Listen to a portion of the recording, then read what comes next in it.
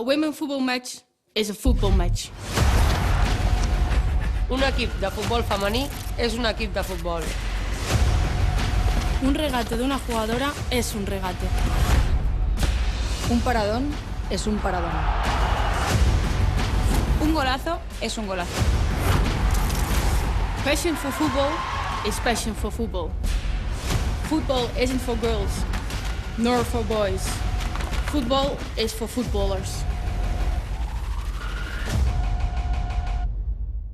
À vous et bon match. Et Reynald, on se retrouve à la mi-temps.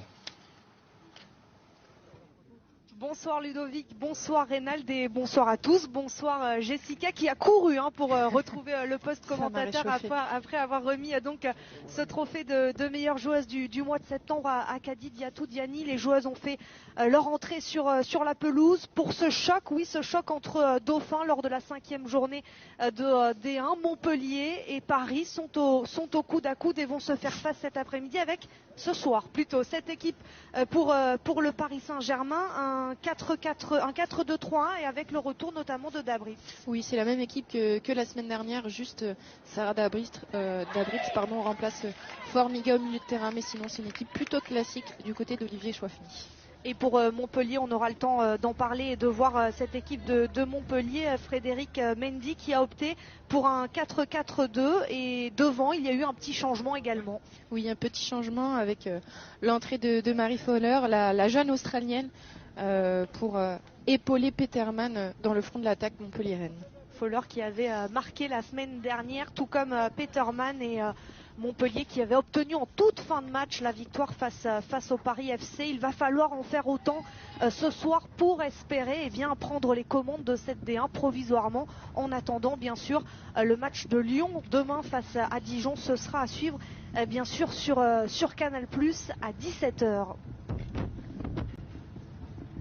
Les joueuses en attendant le coup d'envoi de cette partie qu'ils font pas mal de mouvements, qui se réchauffent parce que il fait pas si chaud que ça ce soir au camp des loges. Elles attendent le coup d'envoi de Maïka van der Stichel. Le coup d'envoi de ce match, donc la suite de la 5e journée que vous suivez donc sur Canal+ Sport.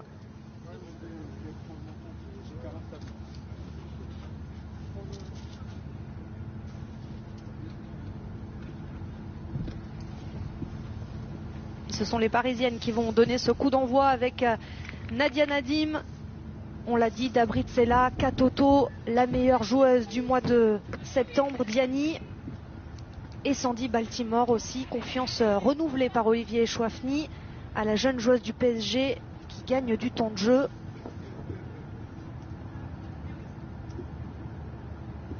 C'est la règle, il faut attendre 20h45, c'est précis.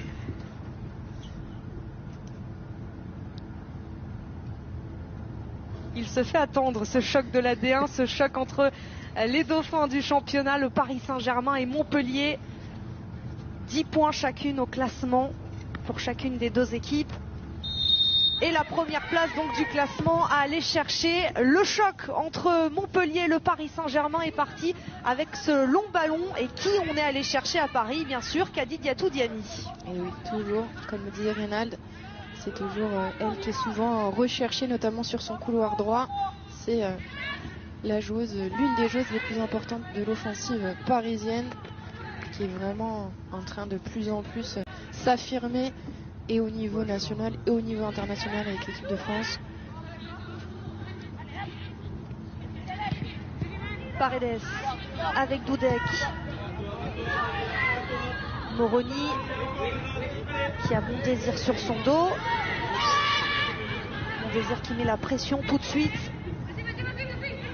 Il devrait y avoir de l'engagement physiquement entre ces deux équipes ce soir. On l'a dit, l'enjeu est grand. La première place du championnat à aller chercher. Ce sont deux équipes qui sont invaincues cette saison en D1.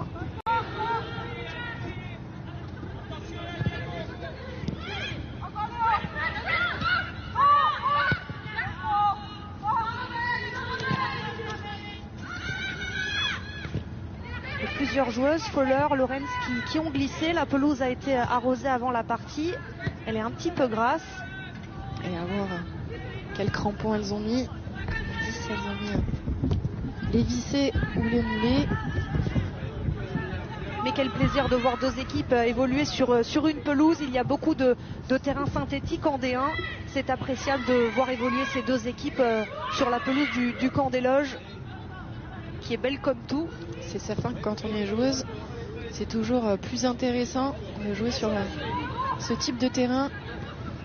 Ah, c'était bien là ce qu'avait réalisé Moroni. Bonne défense de Marion Torrent. Et le bon retour là de Sarah Dabritz sur Fowler. Sarah Dabritz donc qui fait son retour. Formiga avait été préférée la semaine dernière lors de la victoire face à Dijon.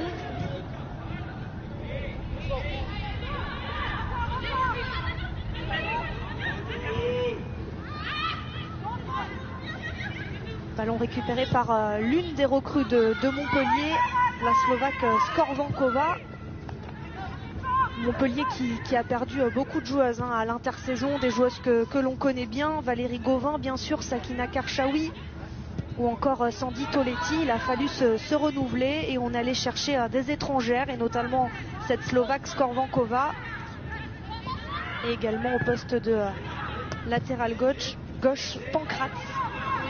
C'est des joueuses qui étaient très importantes dans le 11 montpelliérain. Des joueuses qui étaient là depuis longtemps aussi dans le groupe, donc ça n'a pas été facile de les remplacer, mais Montpellier avait prévu le coup et a vraiment remplacé chaque joueuse poste pour poste. Et l'accélération de Diani sur son côté droit. Elle cherchait Nadia Nadim. Forcément, les Montpelliéraines se sont regroupées autour de Diani. Et un petit mot, bonsoir Anne-Laure, bonsoir Jessica, avec Olivier Chouafny, l'entraîneur parisien. Olivier, c'est quoi le plan de jeu ce soir face à Montpellier? C'est quoi l'idée?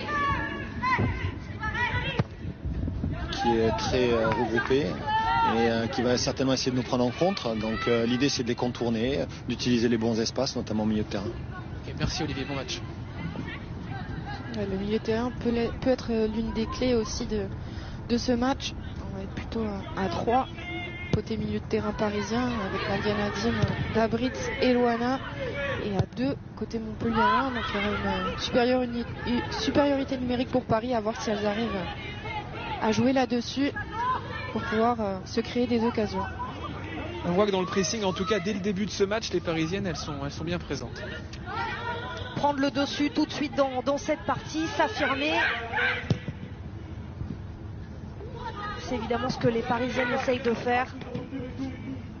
Mais cette équipe de Montpellier est coriace, elle l'a montré. Alors dans le jeu ça a été compliqué la semaine dernière face au Paris FC, mais elles ont réussi, ces Montpelliéraines, à aller chercher la victoire dans les tout derniers instants de la partie.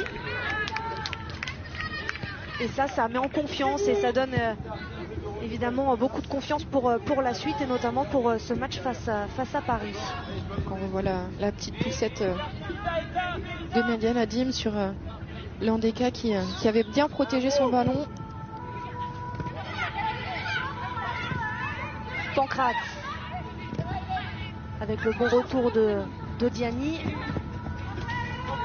Et ce serait une sortie de but pour le Paris Saint-Germain. On rappelle que cette équipe de Montpellier était venue chercher un point la saison dernière ici à Paris. Alors le match avait lieu à Jean-Bouin, mais Montpellier avait réussi à tenir en échec cette équipe de Paris. Dans cette hauteur-là, ça vient plus proche. Et ça va plus rapide. Diani qui est passé face à Puttingham. Et le centre de Khadid Diatou-Diani, c'est au second poteau. Sandy Baltimore est là. Accélération de Baltimore, elle se retourne. Perle Moroni est venu l'aider.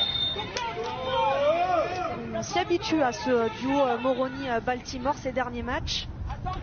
C'est un duo très intéressant parce que les deux joueuses sont des bonnes joueuses de percussion. Sandy Baltimore est aussi capable de jouer en latéral gauche, elle l'a déjà fait, donc ça permet aussi à Perle Moroni de temps en temps de pouvoir aussi prendre son couloir gauche. Mais là Moroni est resté au sol. Visiblement elle se plaint de l'arrière de la cheville droite, Perle Moroni, dans ce contact avec Mondésir. Et d'ailleurs avant la faute, le banc montpelliérain avait prévenu Nerila Mondésir, sans faute. Il a dit c'est la dernière fois. La poussée à bien défendre Nerila Mondésir, et vous voyez justement Frédéric Mendy qui rappelle sa joueuse pour lui donner quelques consignes. Ouais.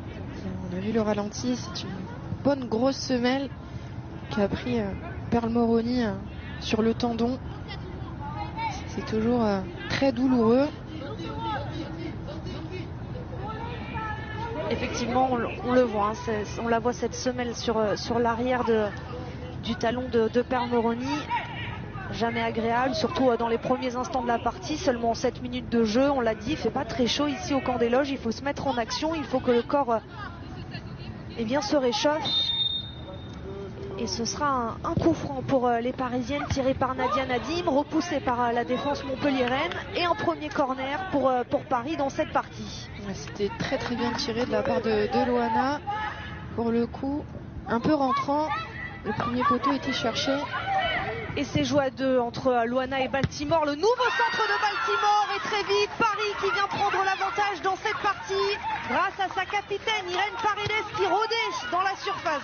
Et ça a été très bien joué parce que ça a été tiré très rapidement. Du coup, la défense de Montpellier n'était pas en place. Et elle s'est fait surprendre. On voit le très bon centre de Baltimore et qui surgit. C'est Paredes qui prend le dessus sur son vis-à-vis avec l'extérieur du pied droit qui arrive à ajuster la gardienne montpelliéraine. Ça fait 1-0 pour le PSG. Et le voici, le premier but cette saison en D1 d'Irène Paredes. Tout est venu donc de la capitaine après un bon corner de Loana et Paris qui lance parfaitement cette rencontre, ce qui n'a pas toujours été le cas d'ailleurs pour les Parisiennes cette saison. On rappelle, il y avait eu 0-0 à la pause face à Dijon la semaine dernière et face à Guingamp aussi lors de la première journée. Là, tout débute parfaitement pour Paris.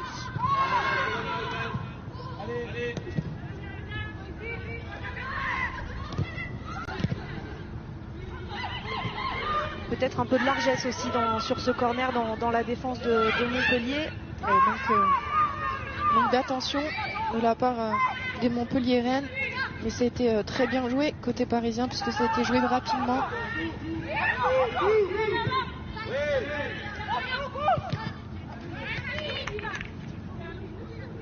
La patronne de cette défense, c'est pourtant Elisa de Almeida, une joueuse qui s'affirme dans cette défense de Montpellier et de temps en temps, de plus en plus en équipe de France également. Le dernier rassemblement, elle avait bénéficié de nombreuses blessures, notamment de Gridjenbok, Aïssatou Toulkara ou Wendy Renard qui sont les habituels titulaires pour pouvoir gagner du temps de jeu et être très intéressante, associée à Estelle Cascarino dans l'axe de la défense de cette équipe de France. Et elle avait marqué son premier but avec le maillot bleu, Elisa de Almeida, mais là la défense de Montpellier s'est fait surprendre.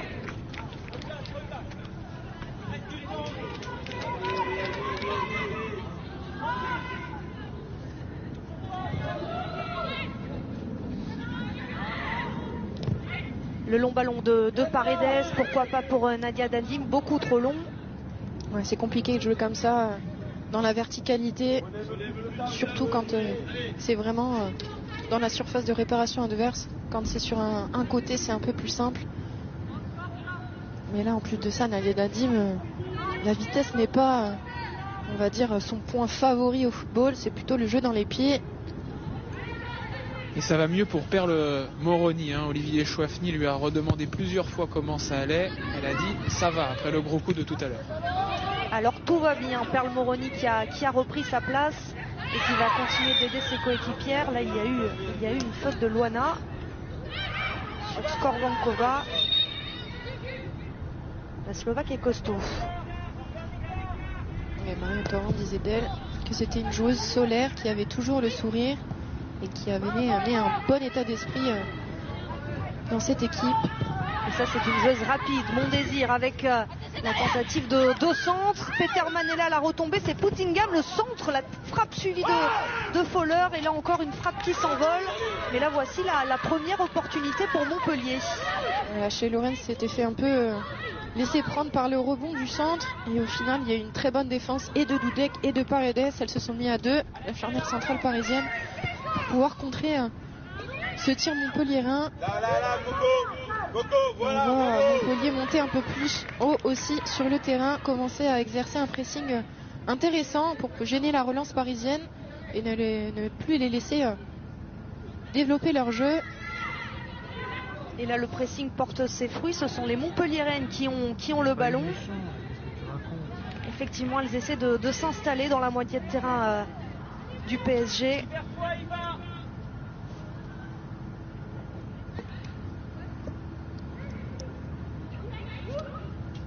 Marion Torrent pour la touche. Avec Mondésir. Elle s'est retournée, Mondésir, le centre. Doudek est là. Et le long ballon d'Oda Britz pour Sandy Baltimore. Katoto est partie comme une flèche. Elle va essayer de servir l'attaquante parisienne qui s'est retournée. Diani arrive. Elle patiente, Katoto, c'est dommage, peut-être un peu trop.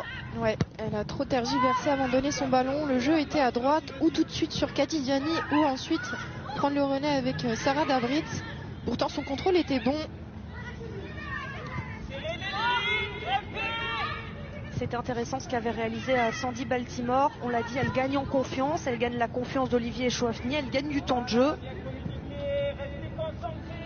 Elle enchaîne les matchs surtout, et quand on est joueur ou joueuse, c'est toujours très important de pouvoir les enchaîner pour pouvoir prendre ses repères et surtout avoir confiance. Quand on sent la confiance du coach, c'est toujours plus facile sur le terrain pour exprimer toutes ses qualités. Et Sandy Baltimore en a. Elle a inscrit un doublé la semaine dernière face à Dijon.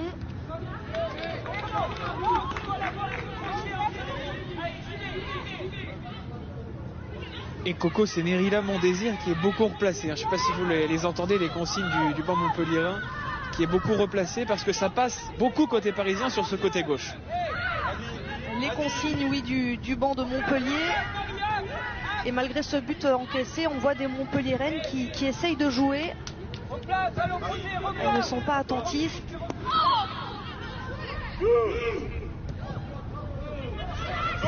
Maïka van der Stichel qui n'a rien joué. C'est Mondésir, on connaît sa vitesse, qui obtient ce ballon. Peterman. Personne bien sûr l'allemande. La Slovaque qui perd ce ballon. Skorvankova. Bien repris par Luana. La Brésilienne aussi qui s'est complètement intégrée à ce milieu de terrain parisien depuis le début de saison, titulaire à tous les matchs, qui a vraiment pris place pleinement dans ce 11 d'Olivier Chouafny. Et Ashley Lawrence qui a lancé Kadi Diatou Diani, le centre de Diani, et Katoto est au second poteau. Et Paris mène déjà 2-0. Ouais, c'est un duo qui marche très très bien. Ça avait été le cas lors des premiers matchs du championnat ici contre Guingamp, et là c'est encore le cas. Kadi Diani pour Marie-Antoinette Katoto. Parfois c'est sens inverse, mais cette fois-ci c'est la deuxième meilleure buteuse du championnat qu'offre ce ballon de but, ce bon ballon en profondeur. Elle prend de la vitesse, elle prend le dessus sur Nicoli, et ensuite le bon centre au deuxième poteau. Et déjà une troisième passe décisive pour Kadi Diatou Diani. 5 buts, 3 passes décisives. C'est un début de saison canon de la part de Diani. Et c'est un deuxième but aussi pour Marie-Antoinette Katoto. Elle avait marqué, vous l'aviez dit, Jessica, face à Guingamp lors de la première journée. Et il est important ce but à 4 jours, 5 jours de l'annonce de la liste de Corinne Diacre pour les 2 prochains matchs de l'équipe de France. Elles sont nombreuses aujourd'hui sur le terrain à prétendre à cette liste. Ce sera pour les matchs contre la Macédoine du Nord le 23 octobre et l'Autriche le 27 octobre. La liste de Corinne Diacre, ce sera jeudi.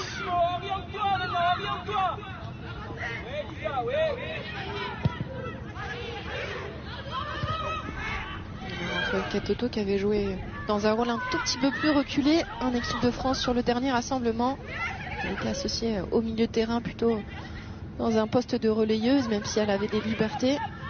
C'était aussi intéressant de la voir à d'autres postes, même si bien évidemment on préfère la voir devant quand c'est une finisseuse et elle est intéressante quand elle est dans la surface de réparation adverse. Mais ça laisse des possibilités aussi à Corinne Diacre. Pancratz, le centre de Pancratz, Doudek était là. Très bien défendu de la part de la Polonaise qui est passée devant Peterman. Le centre était bon pourtant.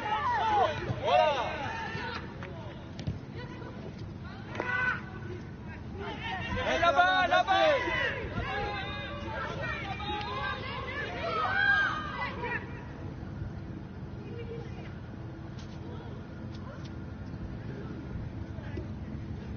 Olivier Chouafny qui doit être satisfait de ce début de match de son équipe. Une équipe qui a fait un parcours presque sans faute en ce début de saison. La petite contrariété est peut-être d'avoir laissé filer 2 points face à Bordeaux dès la 2e journée, après avoir dominé cette partie. Et la bonne récupération de balle là de Loana, tout de suite qui trouve Kadi Diatou Diani. Et le tacle devant Kadi Diatou Diani de Nicoli. Kadi Diani qui avait poussé un peu le ballon trop loin sur son contrôle, qui n'avait pas maîtrisé le ballon.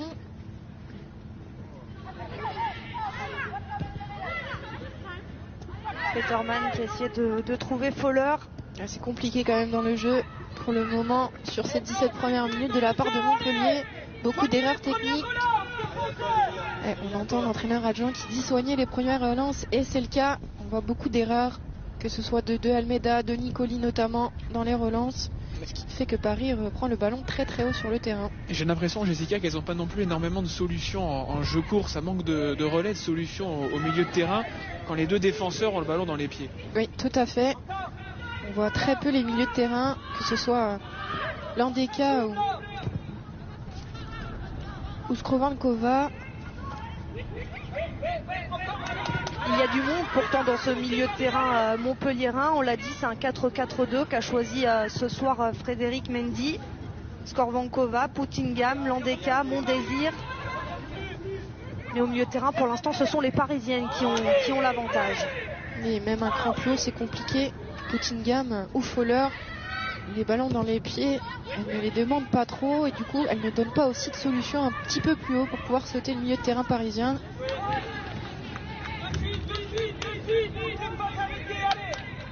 Et on revoit, il n'y a pas faute. Elle glisse, mais elle prend le ballon. Nicoli, Diani avait perdu la possession. Nicoli titularisé en l'absence d'Anouk Decker côté montpelliérain. Gêne musculaire pour la défenseur montpelliéraine. Et c'est Nicoli qui prend du temps de jeu, ce qui a rarement été le cas depuis le début de la saison. Et là, les Montpelliéraines, elles viennent d'encaisser le double de buts qu'elles avaient encaissé depuis le début de saison. Exactement, juste avant ce match, elles n'avaient encaissé que 2 buts. Les Montpelliéraines, c'était d'ailleurs la 3e meilleure défense du championnat, derrière Lyon et Paris qui n'ont encaissé qu'un but. Elles en ont encaissé donc autant après seulement 20 minutes de jeu. Et là, peut-être, attention, il y avait une opportunité pour Paris d'en mettre un 3e. Mais tout de suite, cette contre-attaque qui, pourquoi pas, peut être intéressante. Avec Mondésir, sa pointe de vitesse, elle est face à Parle Moroni. Et deuxième poteau, il y a Puttingham aussi qui est toute seule. Il y a du monde, Mondésir. Peut-être le crochet de trop, elle n'a pas réussi à centrer pour trouver une coéquipière. Et là, il y aura une faute sur Katoto. Ouais, c'est dommage vraiment pour Montpellier. C'était intéressant cette contre-attaque après le coup de pied arrêté parisien, mais Mondésir n'a pas réussi à profiter complètement de ce ballon-là.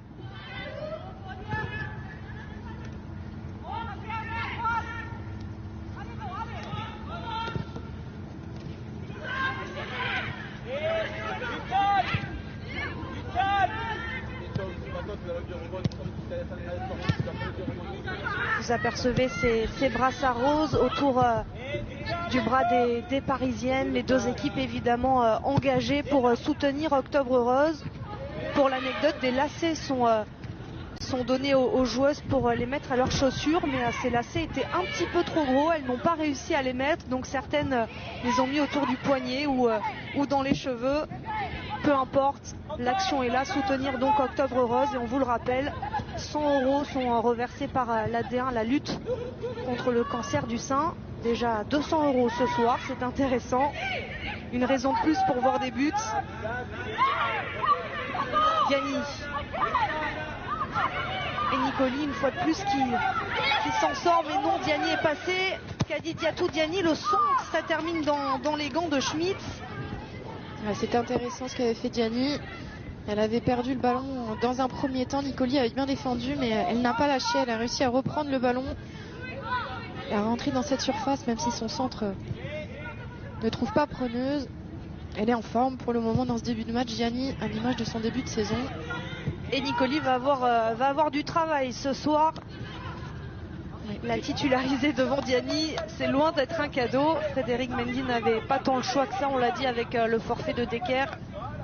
Et il y a Pancratz aussi qui laisse quand même beaucoup Diani esselé, et c'est ce qui fait que Nicoli se retrouve avec Diani sur le dos. Attention à la latérale gauche allemande de réussir aussi à tenir son couloir pour épauler son arrière central.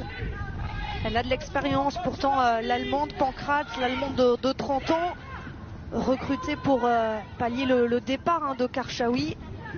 Ils sont allés chercher cette joueuse en Allemagne. Il y avait hors-jeu là de la part de Diani. L'expérimenté Pancratz qui va essayer de faire oublier Karchaoui. Ça sera pas facile. Tant Sakina Karchaoui était là depuis longtemps à Montpellier. Orientez jusqu'à côté, faites-vous du bien là. Mais c'est une nouvelle ère un petit peu pour Montpellier. Ça va pas non plus être facile de pouvoir tout de suite se remettre dedans, même si elles ont réalisé un bon début de championnat. On le rappelle, la 3e place est importante maintenant en D1 féminine. Elle est qualificative pour la Ligue des Champions. C'était pas le cas avant. Donc c'est aussi un objectif pour Montpellier de pouvoir se qualifier pour la Ligue des Champions cette saison.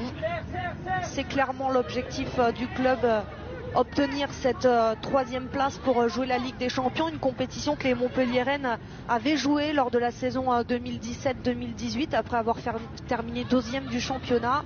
Mais depuis, elles n'ont plus retrouvé la compétition, et cette saison, c'est l'occasion rêvée de se qualifier. Mais il va falloir se battre avec Paris, mais aussi Bordeaux. Restez dans le quart de terrain, ça va.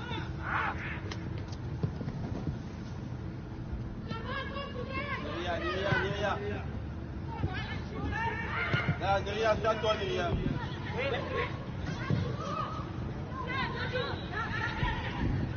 Moroni qui cherchait Nadim. Pour l'instant, les longs ballons parisiens n'ont jamais trouvé preneuse. Non, ils sont trop dans l'axe. Le seul qui a trouvé preneuse, c'était Diani sur le but de Marie-Antoinette Katoto, mais il était sur le côté. Dès l'instant où c'est Pénac, c'est beaucoup plus compliqué pour la joueuse parisienne de récupérer le ballon. Landeka avec Mondésir. La tentative de centre de Mondésir. Pour l'instant, les débordements, ça passe surtout par la droite à Montpellier. Mondésir beaucoup recherché. On connaît sa pointe de vitesse, c'est sûrement l'une des raisons. Même si en face d'elle, elle a quand même une cliente avec Perle Moroni qui va plutôt très vite aussi.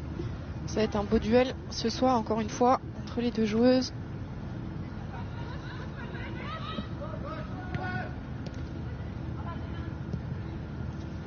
Mondésir entre deux avec le centre qui était sorti. Ce serait une sortie de but. C'était Marion Torrent qui avait tenté ce centre.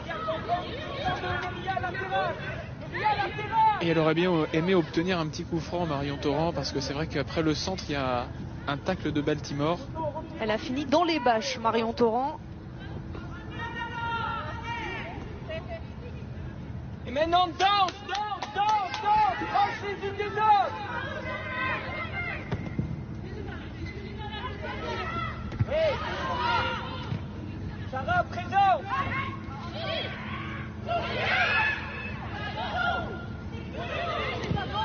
Luana avec Nadia Dadim. Ça, c'est un bon ballon pour la Danoise. Nadia Dadim, le crochet, l'enchaînement, la frappe. C'était bien fait de la part de la Danoise. Peut-être une deuxième opportunité pour Paris. Le nouveau centre de Nadim. Mais cette fois-ci, c'est repoussé. Nadia Nadim a voulu la jouer un petit peu toute seule. Je ne sais pas si c'était pas plus judicieux de la mettre dans l'axe sur Marie-Antoinette Katoto notamment. Là, on le voit, elle avait de l'avance. Ensuite, elle fait le crochet. Et elle ne peut plus donner son ballon, bien évidemment. Mais en première intention, peut-être, de donner tout de suite ce ballon au centre pour l'internationale danoise. Alors que Perle Moroni vient d'être avertie. Ah, c'est un duel qui se prolonge. Mondésir Moroni depuis le début de ce match. Moroni qui ne doit pas être très contente de prendre ce jaune. Alors que là, Mondésir avait donné aussi une bonne semaine et ça aurait pu mériter aussi un carton. Dire qu'elles se sont rendues coup pour le coup. Mais pour l'instant, une seule des deux a été avertie. Alors qu'on voit Oui, il y a une joueuse montpelliéraine, c'est Skorvankova, qui est en train de se faire soigner sur le banc montpelliérain, un saignement au nez. Elle saigne du nez, effectivement. Et le voici, ce nouveau duel encore en action. Moroni-Montdésir. Perle Moroni qui a un peu de mal en ce début de match sur ses relances, qui perd beaucoup de ballons.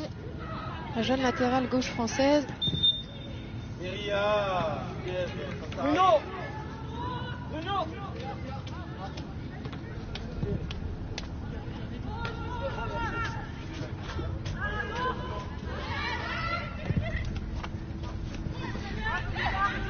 Lorenz, le bon ballon là pour Luana, la brésilienne.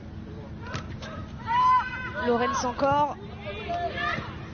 Et pour Skorvankova, il va falloir peut-être changer de maillot. Parce que le maillot est taché et elle continue de saigner du nez. Ça va être compliqué pour elle de re-rentrer comme ça. Si elle saigne encore, effectivement, elle ne pourra pas re-rentrer. Tel est le règlement. Diani. Ashley Lorenz. Et pour l'instant, elles ont du mal à contourner ce bloc montpelliérain sur cette action. Ça manque un petit peu de vitesse dans les transmissions, dans les mouvements. On a retenté cette transversale, attention à la gardienne, en direction de Diani. Et attention à la relance aussi avec Dabritz qui récupère ce ballon. Bien défendu par Marion Torrent. Et là, il y a une petite semelle qui a traîné sur l'internationale française. Encore un carton jaune. Un nouveau carton, oui, distribué par Maïka van der Stichel. Cette fois-ci, c'est Nadine qui en fait les frais. Ouais, qui dit c'est pas moi. Je crois pas que ce soit elle qui était au duel, mais plutôt Sarah Dabritz pour le coup. Et elle a raison. Tout le monde s'affaire sur le banc montpelliérain pour faire rentrer au plus vite Skorvankova. Elle a changé de maillot. On est en train de peaufiner avec les cotons là dans le nez pour qu'elle puisse rentrer sans saigner. Ça devrait être bon d'une seconde à l'autre. Parce que on a au moins besoin de 11 joueuses dans ce début de match du côté montpelliérain. Mais ça va pas être facile, la pauvre, pour elle de pouvoir respirer. C'est Frédéric Mendy lui-même qui a terminé les soins. Et Montdésir avec Puttingham. Puttingham encore, la tentative de centre. Il faut que Puttingham arrive à prendre d'abord le dessus sur Ashley Lorenz avant de centrer. Et là, elle a centré complètement sur la Canadienne. C'est bien défendu. Et là on peut. Alors que pendant qu'on s'attardait sur les cotons dans le nez de Skorvankova, on a effectivement vu que c'était bien Dabritz qui avait effectué la faute et non Nadia Dadi, mais qui aurait dû écoper d'un carton jaune. 2 cartons déjà distribués dans cette partie pour les Parisiennes.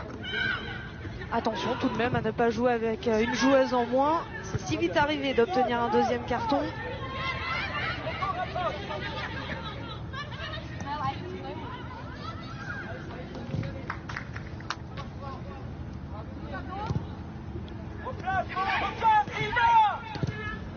Ashley Lorenz. Attention, la défense de Montpellier qui s'en sort là avec ce dégagement de De Almeida. Mais parfois cette défense montpelliéraine, ce milieu montpelliérain se met en difficulté. Alors peut-être enfin le retour de Skorvankova. On vérifie qu'elle ne saigne plus. Et ça y est, c'est bon, c'est validé. Il en aura fallu du temps, on en sourit, mais la pop, ce n'est pas pratique du tout de jouer avec des cotons dans le nez, mais c'est vrai qu'on a mis la dose de coton là côté montpelliérain. C'est surtout qu'il y en avait de chaque côté, donc pour respirer, je sais pas comment faire pour le vrai que bon bref. On espère que ça va aller pour la Slovaque. En tout cas, ça y est, Montpellier est de retour à 11 sur le terrain, et telle est la bonne nouvelle pour les Montpelliéraines.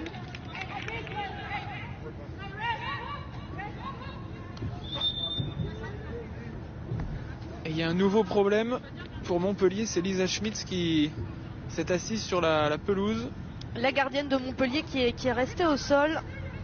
Elle se plaint de la cuisse gauche, on dirait. Et elle demande le changement. Alors là, c'est un réel coup dur pour Montpellier. On a déjà effectué un changement juste pour changer la gardienne. C'est toujours compliqué. On en profite à Paris pour aller boire un peu d'eau, se rafraîchir, même si il fait pas chaud ici ce soir, mais en tout cas sûrement écouter les conseils aussi d'Olivier Chouafny. On le voit d'ailleurs parler avec Marie-Antoinette Katoto. Et Montpellier qui va donc devoir se passer de sa gardienne, Lisa Schmitz, l'allemande, qui va devoir sortir. Après, c'est pas facile pour les gardiennes de rester échauffées comme on dit. Elles sont souvent statiques et il fait froid, on le répète aujourd'hui. Et c'est sans doute Cindy Perrault qui va faire son entrée en jeu. On la voit ici. Demander le changement immédiatement. C'est sans doute musculaire. On la voit boiter.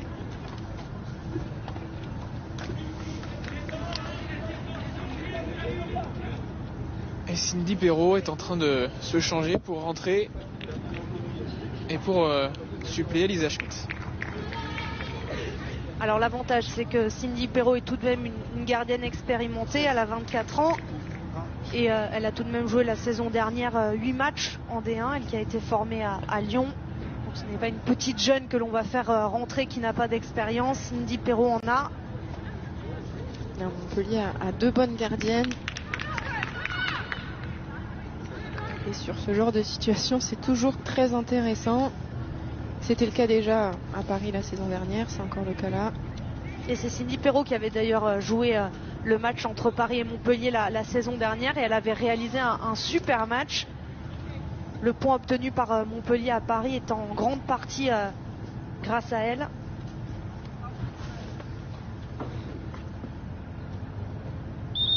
C'est vrai que ce match est un tournant déjà dans la saison. Dans la saison de Montpellier, c'est finalement son premier gros match cette saison. Il y a eu ce match nul face à Fleury et après des victoires, certes 3 victoires, mais face à Guingamp, face à Soyaux. Celle contre le Paris FC évidemment la semaine dernière était importante. Mais ce match aujourd'hui à Paris est l'occasion de montrer que cette équipe de Montpellier peut jouer le haut de tableau.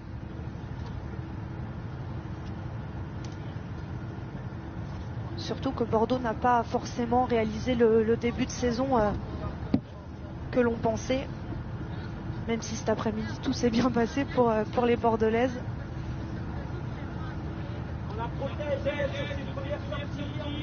Bordeaux qui s'est largement imposé face à Fleury. Vous reverrez les buts à la mi-temps me semble-t-il. Et Sébastien Joseph sera également joint par Ludovic de Rouen et Reynald Pedros, puisqu'il va quitter son poste d'entraîneur de Soyaux. Ce sera à l'issue du mois d'octobre. On aura sans doute plus d'explications à la mi-temps de cette démission de Sébastien Joseph. La voici, l'entrée en jeu de Cindy Perrault et la sortie donc de la gardienne de Montpellier, Lisa Schmitz, qui s'est blessée. Qui est en train de se faire strapper actuellement à la cuisse gauche sur le banc Montpellier. C'était donc une blessure à la cuisse, on a senti que c'était musculaire. Et c'est donc reparti pour la suite de cette première période. Il reste 10 grosses minutes à jouer.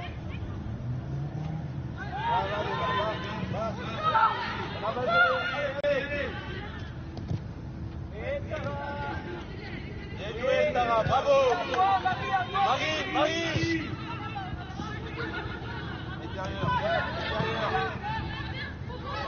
Baltimore qui porte ce ballon, c'est dommage, la mauvaise transmission là pour Perle Moroni.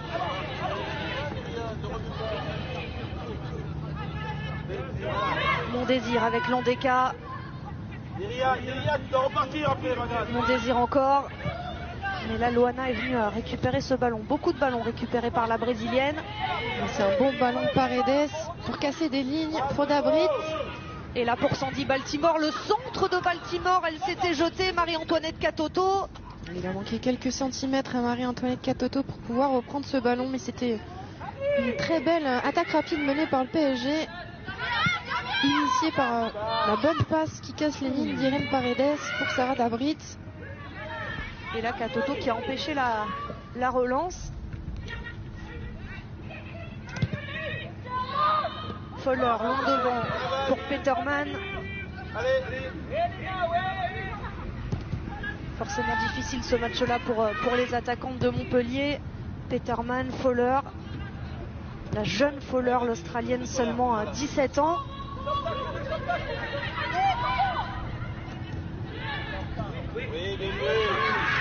La bonne récupération là de Landeka pour Fowler justement, qui trouve Peterman. Skorvankova, la tentative de frappe de Skorvankova, pourquoi pas, ça peut être une solution pour Montpellier pour essayer de revenir dans cette partie. Et pourquoi pas, même si là elle était un petit peu loin et ça a manqué un peu de puissance pour pouvoir prendre un défunt et de l'heure. Mais oui, c'est une solution pour pouvoir faire monter ou sortir cette défense parisienne et créer un petit peu d'espace, notamment pour la vitesse de Mondésir. Baltimore avec Katoto, peut-être une faute sur Marie-Antoinette Katoto.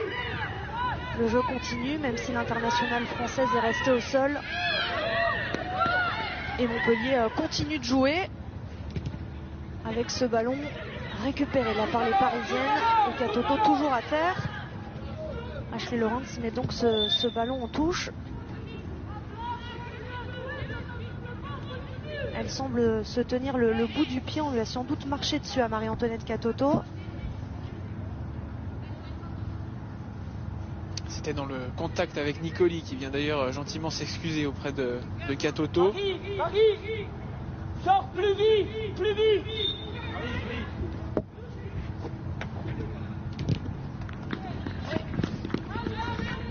Et le ballon rendu par les Montpelliéraines aux Parisiennes. Là, elle est là.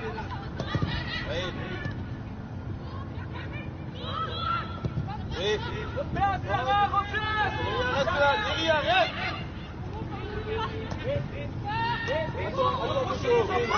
Approchez.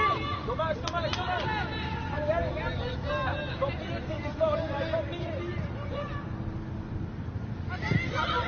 Luana avec Diani, que l'on voit un petit peu moins ces dernières minutes, Kadi Diatou-Diani. Ouais, ça a beaucoup joué à gauche. Et là on réussit à retrouver Marie-Antoinette Katoto, le crochet. Et le voici, le premier arrêt de l'entrante Cindy Perrault.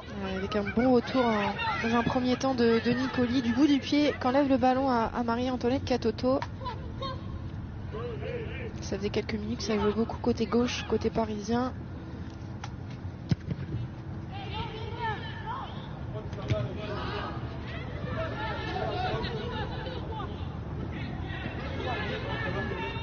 La bonne couverture là de De Almeida.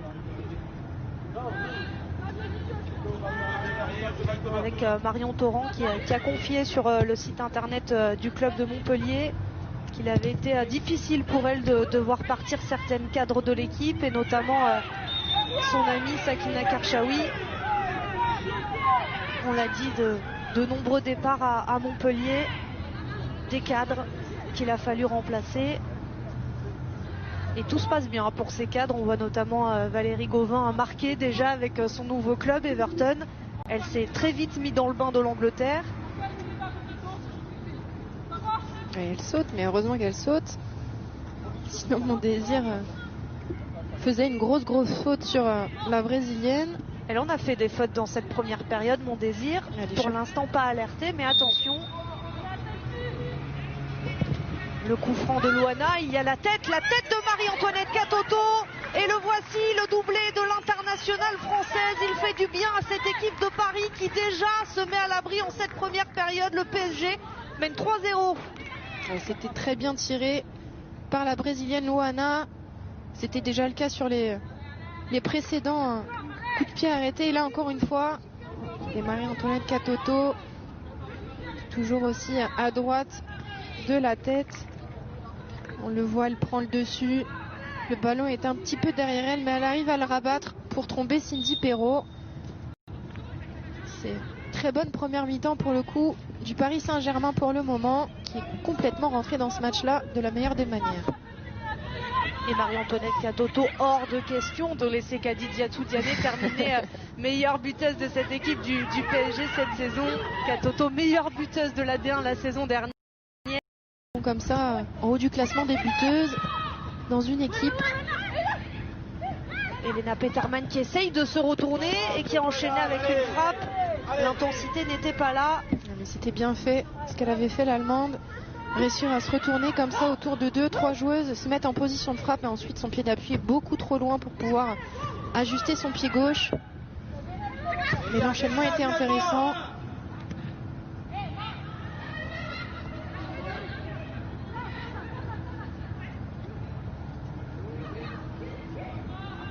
Paris est très bien parti pour prendre provisoirement la tête du classement. C'est important avant le match de Lyon face à Dijon. Demain, ce sera à suivre à 17h sur Canal+. Et Paris qui a donc l'opportunité, qui est bien parti pour mettre Lyon sous pression.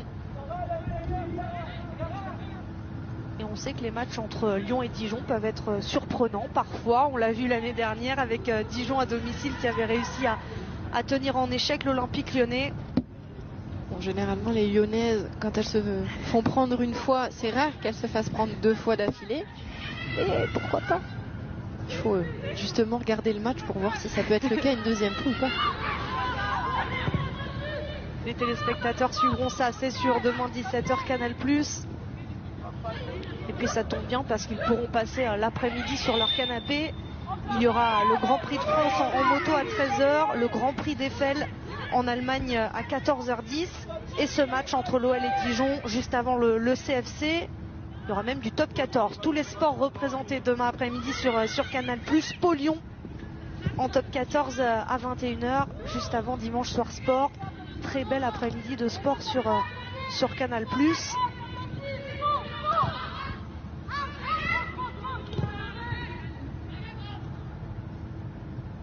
Vraiment l'équipe parisienne qui monopolise le ballon sur cette première mi-temps.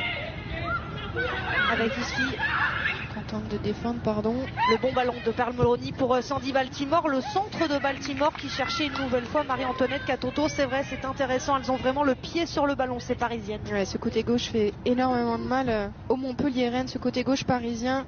On a vu la bonne lecture de trajectoire de balle de Cindy Perrault. Mais les mouvements perpétuels de Sandy Baltimore, de Pearl Moroni, un coup à l'intérieur, un coup à l'extérieur, pose énormément de soucis, soit Marion Torrent ou à Nerilia Mondésir. Le pressing de Puntingham, mais l'air sans difficulté qui s'en sort. Elles sont très très justes, hein, les Parisiennes, dans les sorties de balles. Elles font vraiment la différence. Elles arrivent à chaque fois à sortir du pressing et derrière à chercher une attaque rapide, à chercher la vitesse de Diani, de Baltimore notamment. Et c'est vraiment sur ce genre de situation qu'elles font très mal. C'est propre techniquement, ce qu'elles font. Même si là, pour le coup, il suffit qu'on dise ça pour qu'il y ait une erreur de relance. Mais pour le moment, c'est vraiment propre techniquement ce que font les Parisiennes. C'est ce qui font qu'elles arrivent aussi bien, comme le disait Théo, à ressortir le ballon et pouvoir jouer des attaques rapides. Endler avec Dabritz. Et là, elles se font prendre, les Parisiennes. Incompréhension entre Dabritz et Dudek. Et un corner offert inutilement là au Montpellier-Rennes. C'est bientôt la fin de cette première période et il serait bien dommage pour les Parisiennes d'encaisser un but après avoir tant maîtrisé cette première période. Mais les Montpelliéraines vont évidemment tout faire pour réduire l'écart et pourquoi pas avec, on l'a vu, De Almeida. Il leur reste 4 minutes, Anne-Laure, parce qu'il y aura 4 minutes de temps additionnel. 4 minutes pour réduire l'écart avec pourquoi pas ici ce corner. Mais c'est repoussé par les Parisiennes. Et on cherche une nouvelle fois Landeka qui ne parviendra pas à récupérer ce ballon. C'était bien couvert par Marie-Antoinette Catoto qui était restée vigilante sur cette remontée. Alors ces 4 minutes de temps additionnel sont dues effectivement à la sortie de la gardienne, Lisa Schmitz, qui avait mis un petit peu de temps, qui était restée au sol un moment.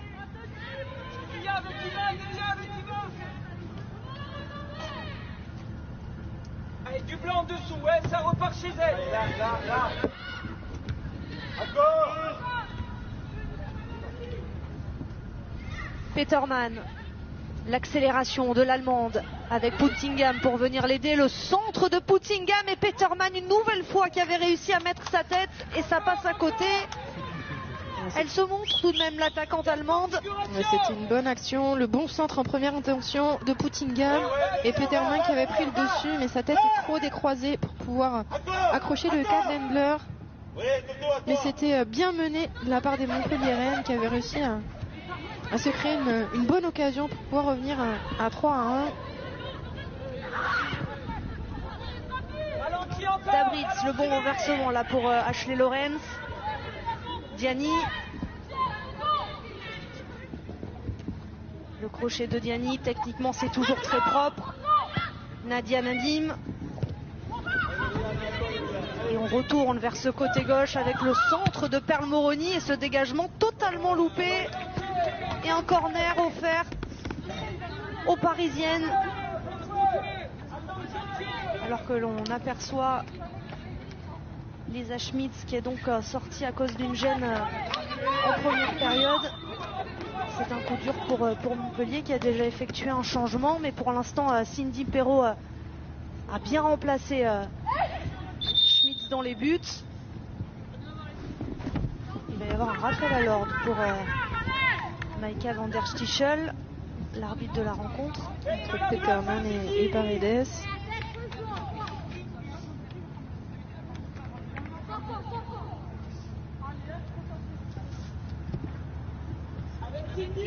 Effectivement, Paredes n'a pas aimé cette proximité.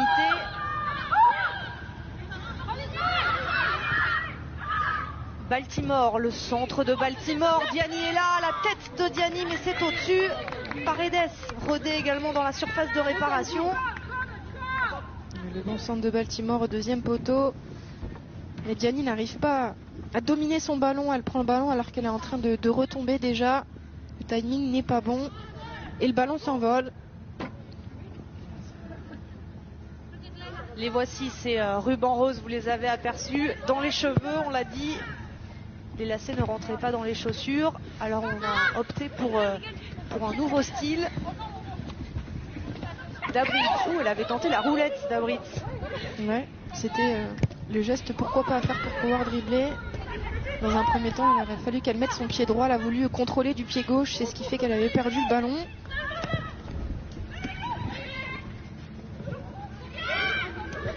Loana avec Dabritz. Kadidiatou Diani, elle va accélérer, elle sait faire ça, l'internationale française. Diani encore, le centre de Diani, ce n'est pas assez redressé. Ça manquait de justesse technique là. Pour le coup de la part de Kadi Diani, elle n'a pas tourné les épaules assez pour pouvoir redresser son ballon et trouver Marie-Antoinette Katoto au premier poteau.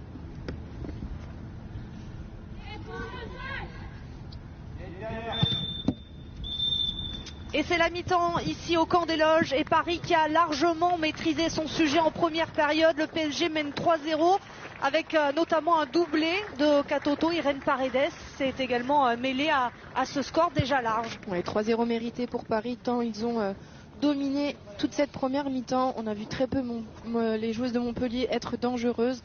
À voir si elles auraient rectifié le tir sur la deuxième période. Et une première réaction au micro de Théo Doué. Avec la première buteuse de ce match, Irène Paredes, première mi-temps que vous vous êtes rendu facile en marquant rapidement dans cette rencontre. Bonsoir, oui c'est ça, on était plutôt effectifs et on peut faire mieux, on va essayer de le faire mieux, mais bon déjà on a un peu d'écart et c'est bien. Vous êtes perfectionniste parce que ce qu'on a vu là sur la première mi-temps, c'est une domination totale. Oui, on a le ballon, mais aussi on les a donné quelques occasions et ils s'approchent un petit peu et on ne peut pas leur donner ça. Qu'est-ce qu'il faut faire alors dans la deuxième période pour éviter ça justement? On va parler maintenant et on va essayer de gérer tout ça. Merci beaucoup Irène. Merci à vous.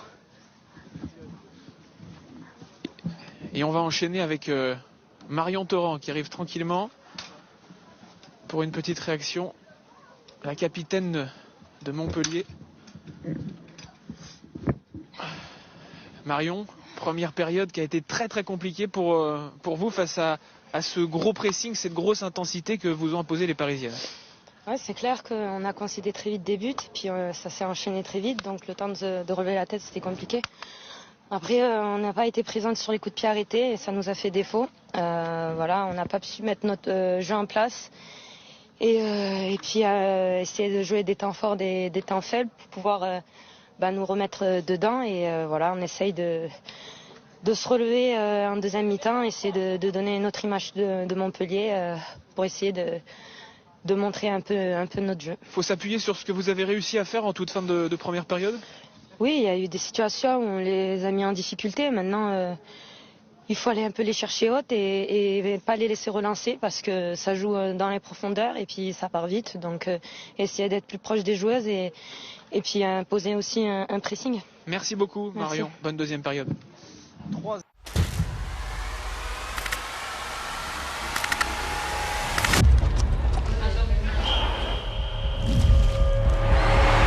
A women's football match is a football match.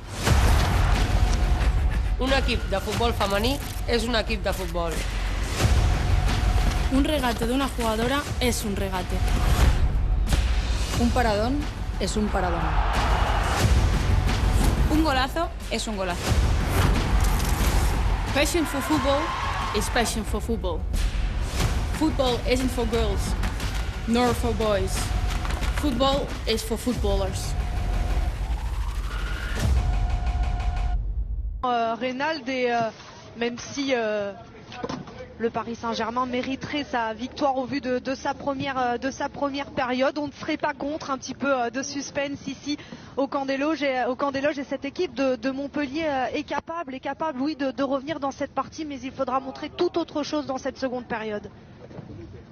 C'est certain qu'il va falloir montrer autre chose pour Montpellier, montrer beaucoup plus d'agressivité dans les deux surfaces, notamment sur coup de pied arrêté quand elles en concèdent, et proposer un peu plus de jeu, comme un petit peu en fin de première mi-temps. Nous avons eu une ou deux occasions, notamment avec l'internationale allemande Petermann. Il y aura peut-être des changements en cette seconde période. Olivier Chouafny pourrait en profiter si les Montpelliéraines ne reviennent pas, de faire tourner un petit peu, et notamment pourquoi pas Grace Gayoro, qui a fait son retour dans le groupe la semaine dernière, qui est présente également aujourd'hui. Elle pourrait retrouver du temps de jeu dans cette seconde période, elle qui n'a pas participé au début du championnat à cause d'une fracture de fatigue au tibia. Ce serait l'occasion, avec ce score pour l'instant large pour le Paris Saint-Germain, de lui faire retrouver les terrains. Et pour l'instant, aucun changement au moment de reprendre cette deuxième période. On garde le même 11 côté parisien, le même 11 côté montpelliérain. Sachez que si vous nous rejoignez, il y a déjà eu un changement en première période à Montpellier, puisque la gardienne Lisa Schmitz est sortie à cause d'une blessure et qu'elle a laissé sa place dans les buts à Cindy Perrault. C'est parti pour cette seconde période ici au camp des Loges. Paris qui mène largement 3-0, mais qui va devoir garder son sérieux. Et déjà un premier carton distribué en début de seconde période. Il sera pour Marion Torrent après cette faute sur Sandy Baltimore. Le pied en avant, un petit peu en retard, Marion Torrent. Et quand il fait froid comme ça, je peux vous dire qu'avec les fines chaussures qui se font maintenant, ça fait très mal. Et on peut faire un petit mot, Anne-Laure, Jessica, avec Frédéric Mendy. Qu'est-ce que vous avez dit à vos joueuses à la mi-temps, menées 3-0 comme ça? Qu'est-ce que vous leur avez dit pour leur remonter le moral, déjà, essayer de repartir de là? Remonter le moral, c'est pas une question de remonter le moral, c'est faire attention sur le coup de pied arrêté, parce qu'on prend encore 2 buts sur le coup de pied arrêté. Et après, on s'aperçoit qu'on a quand même des situations, des occasions. Voilà, il faudra faire juste attention à leur prise de vitesse. Voilà, c'est ça. Après, il faut jouer. Parce qu'il n'y a pas que du négatif. Il y a des situations où je pense qu'on doit mieux exploiter et mieux finir nos actions. Et aller les chercher un peu plus haut aussi, comme vous avez fait en fin de première période. Ouais, c'est ce qu'il faut. Et quand on va les chercher, n'importe quel adversaire, quand vous allez les chercher, c'est beaucoup plus dur pour elle. Voilà. Merci beaucoup, Frédéric. Avec plaisir. Deuxième période. Les coups de pied arrêtés, souvent la force des grandes équipes pour s'en sortir. On l'avait vu la semaine dernière avec Lyon qui avait réussi à se sortir du piège de Fleury grâce aux coups de pied arrêtés. Effectivement, cette première période, Paris a fait bon usage de ces coups de pied arrêtés pour obtenir pour l'instant ce score de 3-0. Avec Adi Diatou-Diani, peut-être une opportunité à droite pour Marie-Antoinette Katoto. Elle avait plutôt choisi Nadia Nadim. Ça manquait encore une fois de justesse technique de la part de Kadi Diani sur ce premier ballon. qu'elle touche en seconde période. Je crois qu'elle n'a pas vu Katoto qui partait dans son dos côté droit. Et ben c'est bien dommage. Sinon c'est vrai que c'était la solution pour nous, en tout cas la plus évidente. Après, l'évidence n'est pas forcément la meilleure option. Mais là, effectivement, c'était une possibilité pour Kadi Diatou Diani, meilleure joueuse du mois de septembre, qui a amplement obtenu ce premier trophée en récoltant 50% des voix. Il y avait face à elle Rose Lavaux et Carpenter, la lyonnaise. Mais c'est elle qui a obtenu ce premier trophée remis cette année par la D1 chaque mois. Ce ne sera pas chaque fois vous, Jessica, je préfère vous prévenir. Mais c'était un honneur d'avoir pu remettre ce premier trophée. La première fois qu'il existe. Alors qui maintenant pour le trophée du mois d'octobre, avec son doublé aujourd'hui, et pour l'instant Katoto marque des points, c'est sûr. Kadi Diatou aussi avec c'est vrai, j'avais oublié 4 buts cet après-midi, peut aussi prétendre, pourquoi pas, si elle continue sur cette lancée-là sur les prochains matchs, à ce second trophée. Et on suivra ça bien sûr sur nos antennes, la D1 chaque week-end, chaque journée de championnat.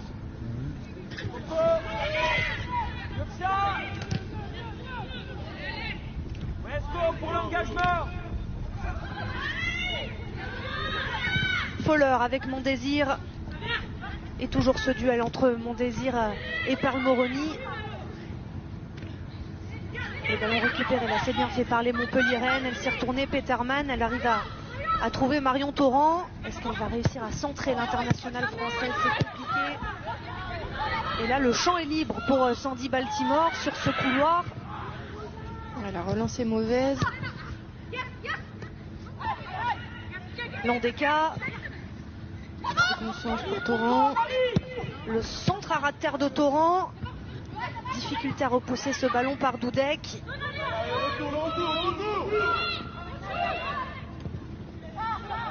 Et là, Baltimore n'a plus Torrent devant elle, mais Mondésir qui a fait l'effort.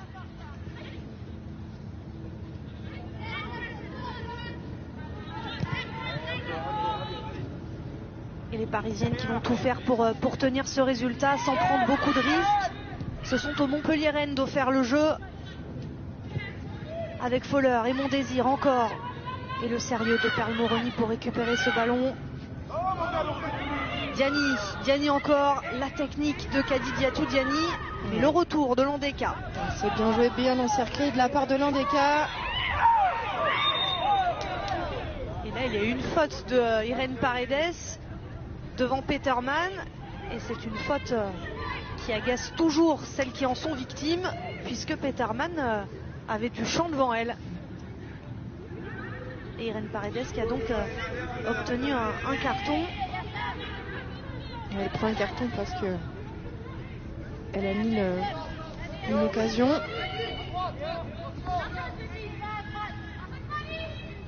Il me semble qu'il y a plus de cartons que d'habitude.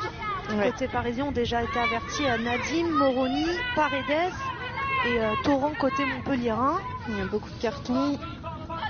Elles en ont pris que 6 depuis le début de saison avant ce match, les Parisiennes. Donc voilà, ça en fait beaucoup ce soir. Ça en fait la moitié. Et le centre tendu, c'est repoussé par Dudek. Et Nadia Nadim avec Skorvankova. Très bien défendu. La Slovaque qui écarte avec Mondésir. Le centre de Mondésir. Et c'est repoussé par Ashley Lorenz. Et ce sera un corner pour les Montpelliéraines. Les centres se multiplient, ça y est, pour Montpellier. Ouais, essentiellement côté droit, on revoit le bon centre de Mondésir qui cherchait Puttingham, mais Ashley Lorenz était vigilante. Elle l'avait vu dans son dos, elle repousse le ballon en corner. C'est bien défendu par l'internationale canadienne. Même si on voit Montpellier un peu plus intéressant dans ce début de seconde période, beaucoup plus prompt dans le jeu offensif. Les Montpelliéraines n'ont plus le choix, elles doivent faire le jeu alors qu'il commence à pleuvoir ici au camp des loges.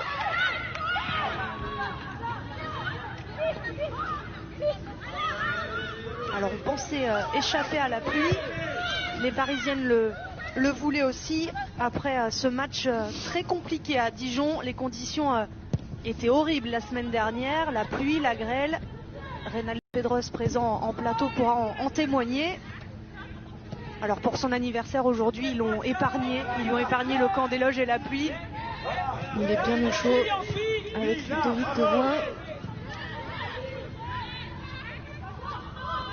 Ce ne sont que quelques gouttelettes pour l'instant, pas de quoi perturber les joueuses sur le terrain.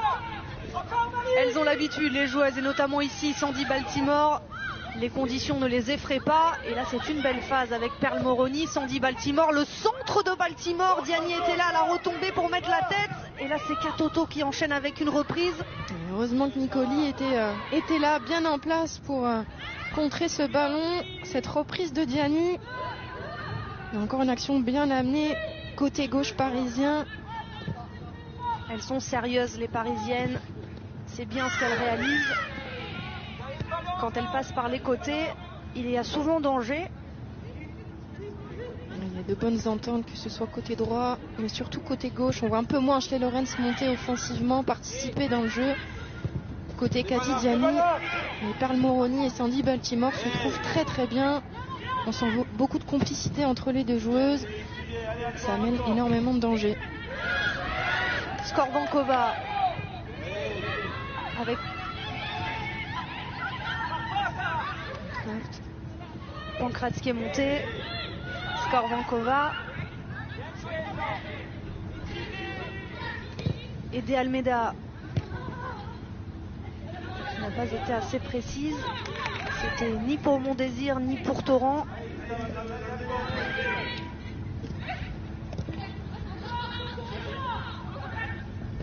On a quand même vraiment du mal à trouver les pieds de Marie Fowler dès que les Montpelliéraines ont le ballon en phase défensive, avec De Almeida notamment. C'est vrai que ça manque de relais, de mouvement aussi un peu devant.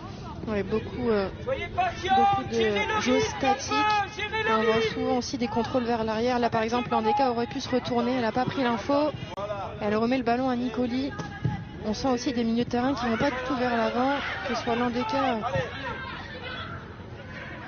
ou la Slovaque. La semaine dernière, Fowler était sur le banc et c'est la recrue, l'attaquante Weirden arrivée de Twente qui avait été choisie devant.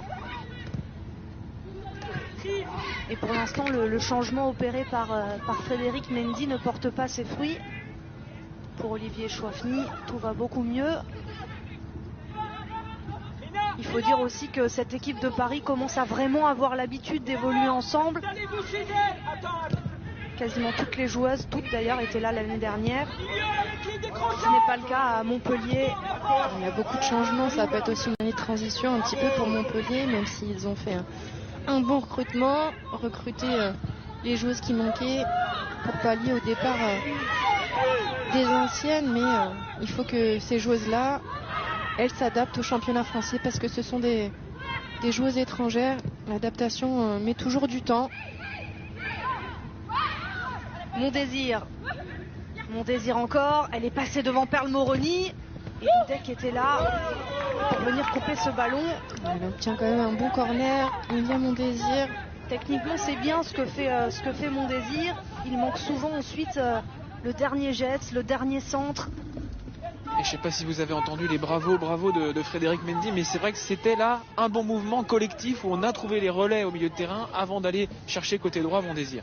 Ils vous ont écouté, c'est pour ça. Juste derrière eux. Et le corner là de Montpellier, c'était au premier poteau, mais Marie-Antoinette Katoto était là. Elle est là aussi quand il faut défendre, Marie-Antoinette Katoto. Ouais, elle est précieuse offensivement sur les coups de pied arrêtés, mais elle est très précieuse défensivement. Elle a montré aussi la saison dernière, elle a pris beaucoup de ballons sur les coups de pied arrêtés défensifs. Et là, c'est encore le cas.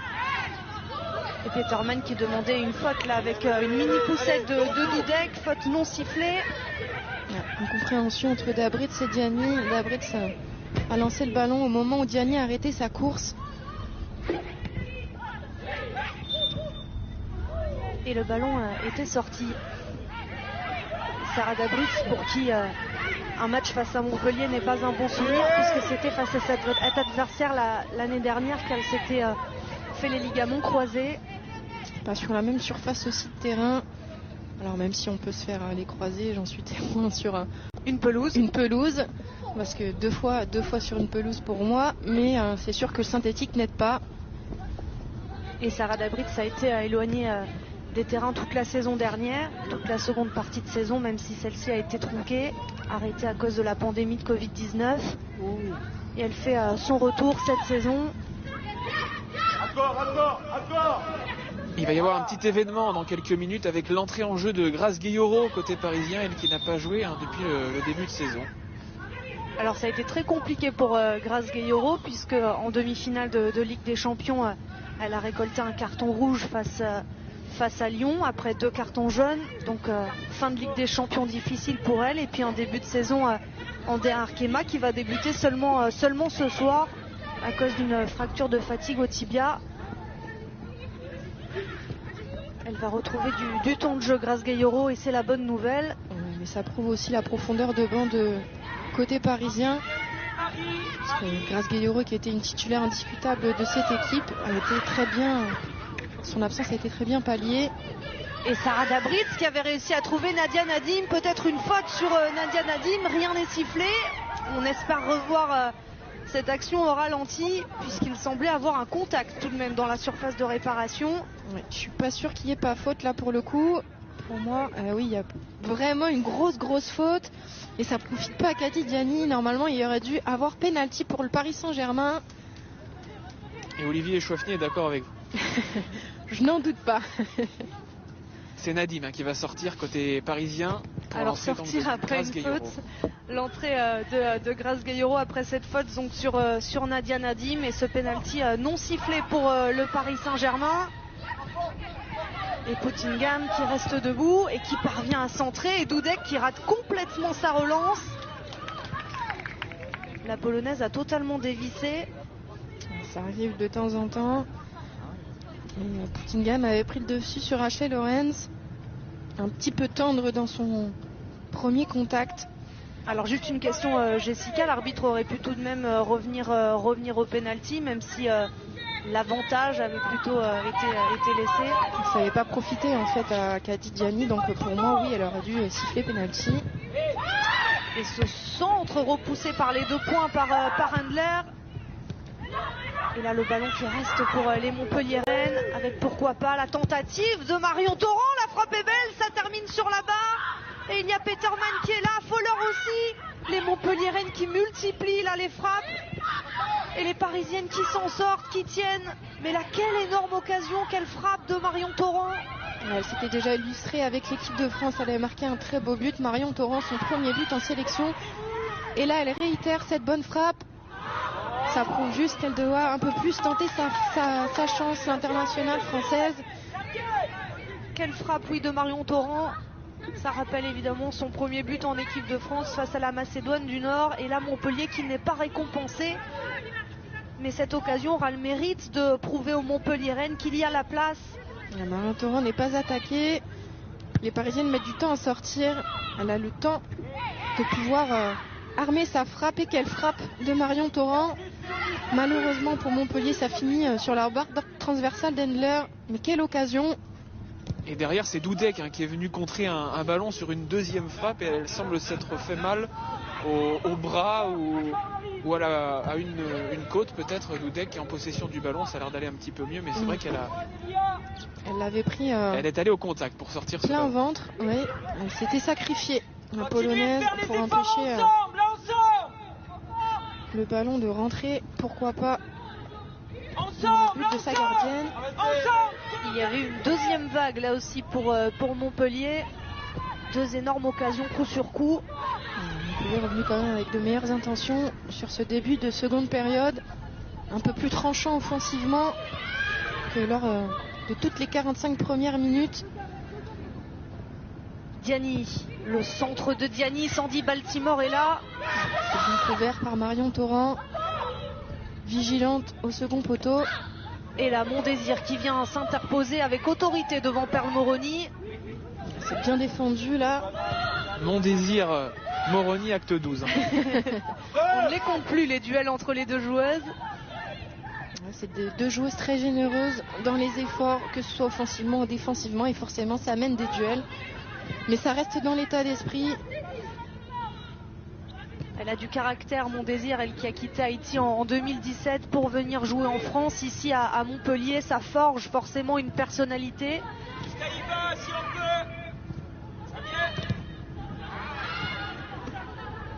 Loana avec ce bon ballon pour Nadia Nadim. Le centre de Nadim, Marie-Antoinette Katoto qui rôdait une nouvelle fois. Et la défense de Montpellier qui s'en sort encore face à l'internationale française. C'était bien joué, encore une fois, cette action menée côté droit avec Nadia Nadim qui avait plongé dans le dos de la défense montpelliéraine. Marie-Antoinette Katoto qui était proche de reprendre ce ballon, mais Cindy Perrault était là quand même, suppléée aussi par Morgane Nicoli pour pouvoir dégager le ballon. Et donc la sortie de Nadim pour la rentrée de Grace Gayoro. Ça va être intéressant de voir comment elles vont se positionner. Je pense que peut-être que c'est Sarah Dabritz qui va monter d'un cran, prendre plutôt la position de Nadia Nadim, et Grace Gayoro venir plutôt à côté de Loana en poste de milieu défensif.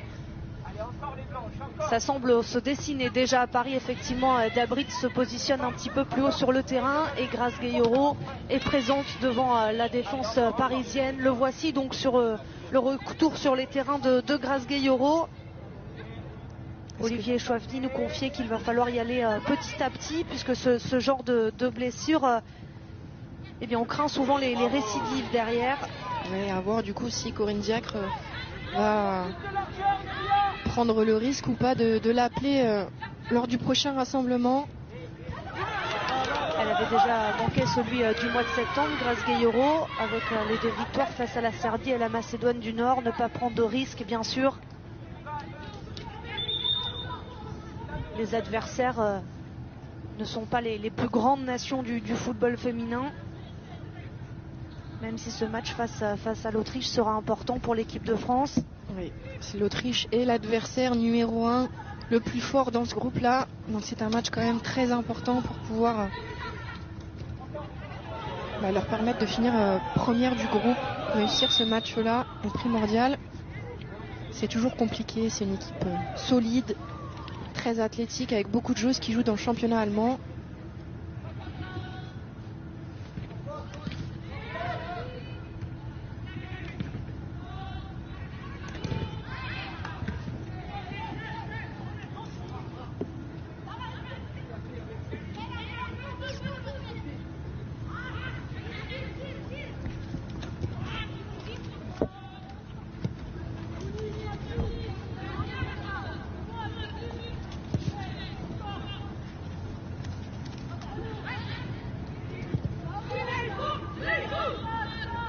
Et Olivier Chouafny qui demande à l'instant à Kady Diani d'essayer de repasser au maximum par les côtés pour tenter de se créer de nouvelles opportunités. Le danger est venu de là en première période. Elles le savent, c'est l'un des enjeux, passer par les côtés. Les coups de pied arrêtés aussi ont fait très mal aux Montpelliéraines.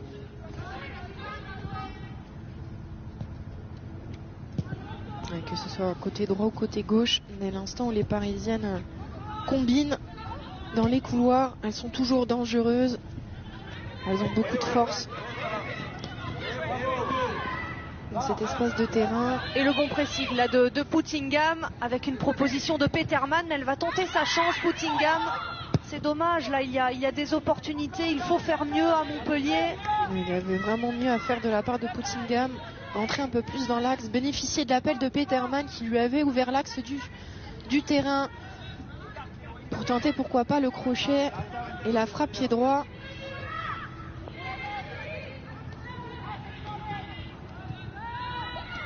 On sait, elle est gauchère, mais quand même. Skorbankova avec Peterman. Et Torrent là qui est recherché. Elle se bat, Marion Torrent, mais c'est Sandy Baltimore qui va prendre le meilleur. Sandy Baltimore encore, elle fixe, elle attend et elle trouve Sarah Dabritz. Dabritz encore, le centre de Dabritz s'est repoussé. Et là peut-être Grace Gayoro qui tranquillement remet à Kady Diani la bonne combinaison là. Elle se cherche, les Parisiennes. Et elles vont obtenir un corner sur cette action. Ça jouait petit là à Paris. Ouais, c'était fait de manière très altruiste de la part de Marie-Antoinette Katoto parce qu'elle était en position de frappe plein axe. Donc on voit le bon coup de physique de la part de Sandy Baltimore sur Marion Torrent. Un beau duel encore une fois entre les deux joueuses.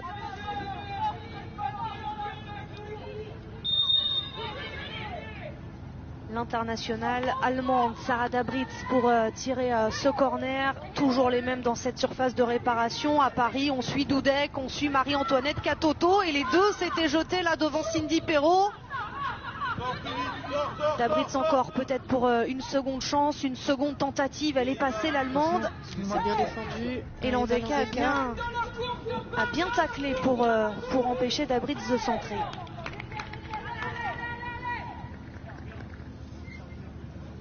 Attention à ces coups de pied arrêtés qui ont fait très mal aux Montpelliéraines en première période. C'est reparti avec les mêmes. Paredes, Dudek, Katoto. Peut-être tiré à deux. On voit Ashley Lorenz arriver à petits pas également. Non, ce sera tiré directement avec la tête de Dudek. Dudek avait essayé de dévier ce ballon au premier poteau. On voit sa course, c'est elle qui est recherchée. On essaie de le dévier pour une de ses coéquipières, mais personne n'avait suivi côté parisien. Mais on sent que c'est recherché, c'est travaillé à l'entraînement. Ces coups de pied arrêtés, premier poteau sur une joueuse lancée qui dévie le ballon. Foller, Torrent, Landeka. Et cette faute de Luana sur Landeka, beaucoup plus présente dans le milieu de terrain, Luana, que lors de son arrivée au Paris Saint-Germain. Le temps d'adaptation semble être passé pour la Brésilienne.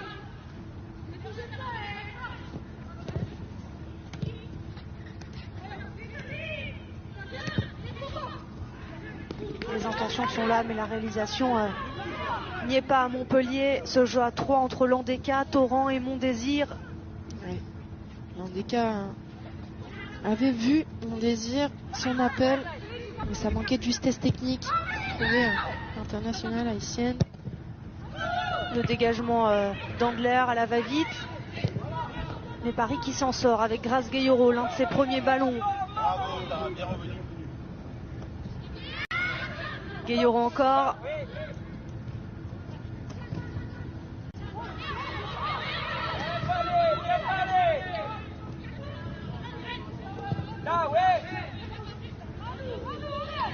Ballon sauvé par Moroni. Luana. L'attention, encore une fois, était là de changer de côté. Mais une erreur technique, encore une fois. Autant les Parisiennes en première mi-temps étaient très très justes techniquement, j'avais trouvé. Autant dans cette deuxième mi-temps, il y a un petit peu de relâchement et un peu d'erreur technique. Un relâchement sans doute lié à ce résultat de 2-3-0. Et là, le bon ballon pour Mondésir, l'accélération de Mondésir et le coup d'accueil avec Dudek. Et la Haïtienne va obtenir un corner. C'est bien défendu de la part de Dudek, qui est resté dans le duel, qui a empêché Mondésir de pouvoir prendre le dessus. Là, on le voit, elle passe le corps devant. Et pourtant, elle va vite, Mondésir. Ouais, mais Dudek s'est bien placé, a tenu bon, beaucoup d'intelligence. Elle manquait peut-être de vitesse comparé à Mondésir, mais son placement était parfait de la part de Dudek. Et une opportunité là pour Montpellier de revenir dans cette partie. Marie-Antoinette Katoto qui prend ce ballon.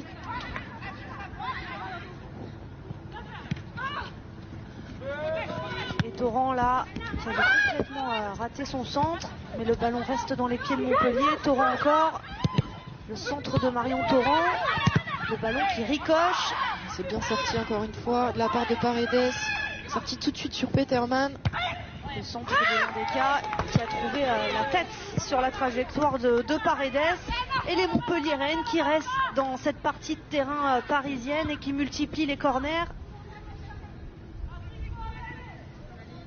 Il va y avoir un changement dans les minutes qui viennent pour Montpellier avec l'entrée en jeu de Weirden à la place de Fowler. Et le corner tendu de Montpellier.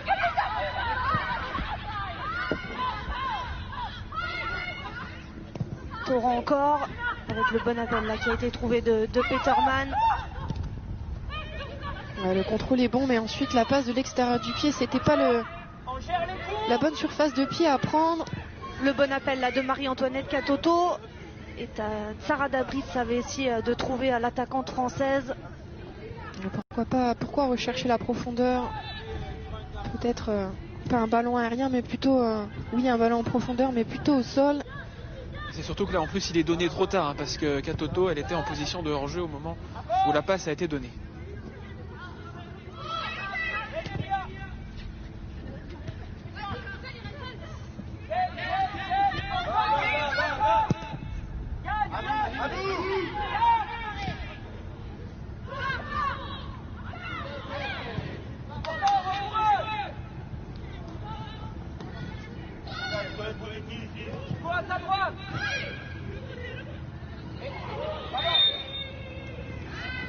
Elle a le carton quand même, je trouve facile. L'arbitre ce soir, là je sais pas si cette faute là méritait un carton. Certaines notamment de Mon Désir le méritaient peut-être un peu plus. On a aperçu Stéphanie Frappard dans les couloirs du camp des loges en début de partie, venue superviser le trio arbitral de cette partie. Et bien Stéphanie Frappard verra des cartons ce soir. Beaucoup plus que d'habitude sont distribués. Ce n'est pourtant pas un match très engagé. On rappelle que la nouveauté pour les arbitres cette saison, c'est la présence des micros et des oreillettes. Ce qui est le cas en Ligue 1, en Ligue 2, mais qui n'était pas le cas jusqu'ici en D1. On aide de plus en plus les arbitres en D1. Elles en ont besoin.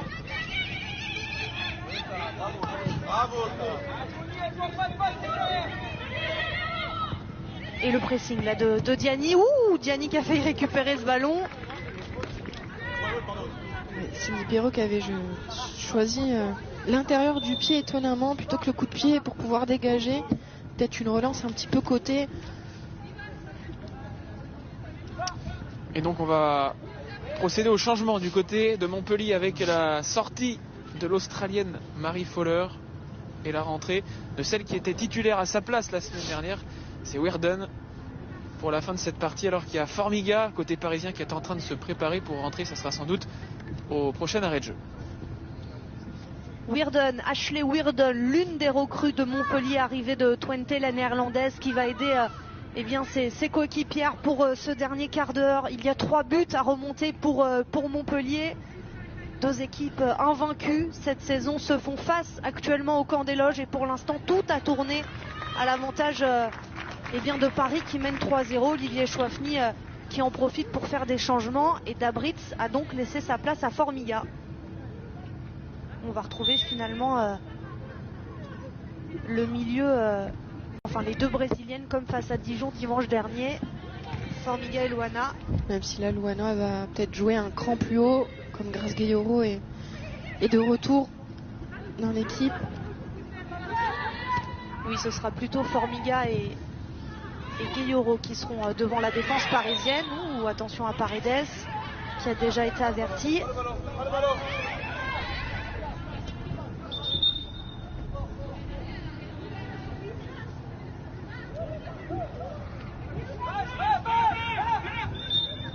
Et Ashley Lawrence rappelé à l'ordre pour un petit geste d'anti-jeu. Ashley Lawrence qui a trouvé sa place, toute sa place, titulaire indiscutable cette saison au poste de latéral droit depuis le départ d'Eve Périssé. Anna Glass également est partie au Bayern Munich. C'est elle qui est titulaire à ce poste-là cette saison. Elle a eu un peu moins de temps de jeu la saison dernière, c'était une saison compliquée pour elle. Elle retrouve toute la confiance d'Olivier Chouafny. Formiga avec Katoto. Allez. Moroni. C'était Ashley Lawrence pour Diani. La voici, Moroni.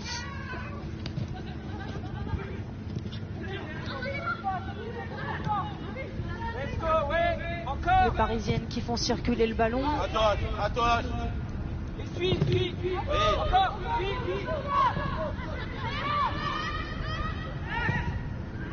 C'est pas grave, Léo, c'est pas grave.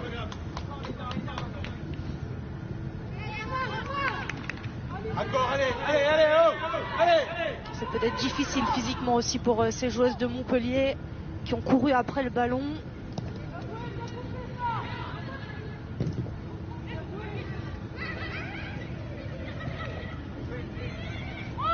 Bien joué, c'est pas grave.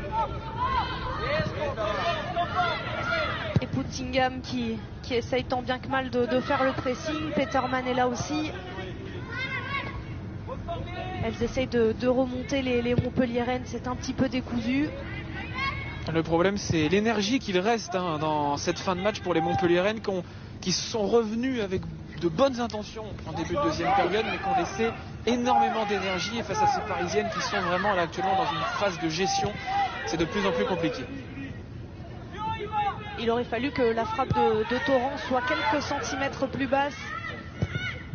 Ça aurait peut-être permis à Montpellier de se relancer dans ce match.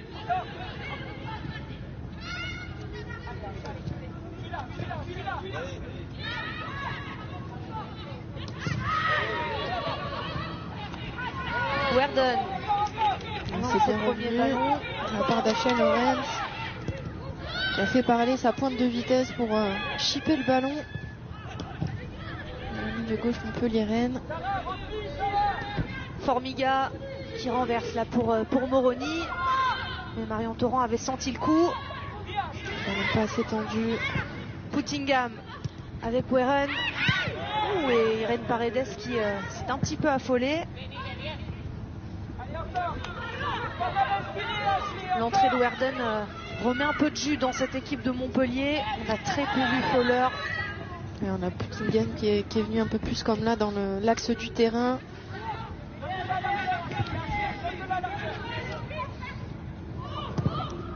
Et Werden va plutôt être côté gauche,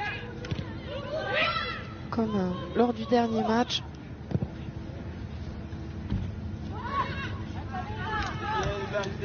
La suite pour Montpellier, ce sera un déplacement à Reims, l'une des équipes en forme de ce championnat. Et pour Paris, ce sera un déplacement à Soyaux la semaine prochaine. Cette équipe de Soyaux qui va changer d'entraîneur. Vous avez peut-être entendu à la mi-temps Sébastien Joseph qui s'est expliqué sur son départ de Soyaux. Il ira jusqu'à la trêve internationale, mais il ne sera plus ensuite l'entraîneur de Soyaux. Ce qu'on a compris, c'est dans un premier temps un choix personnel pour rejoindre sa famille, se rapprocher de sa famille, et ensuite aussi une possibilité, une opportunité professionnelle. On espère en savoir plus dans les prochains jours. Il sera tout de même sur le banc la semaine prochaine pour ce match donc face au Paris Saint-Germain. Et il y aura ensuite la trêve internationale.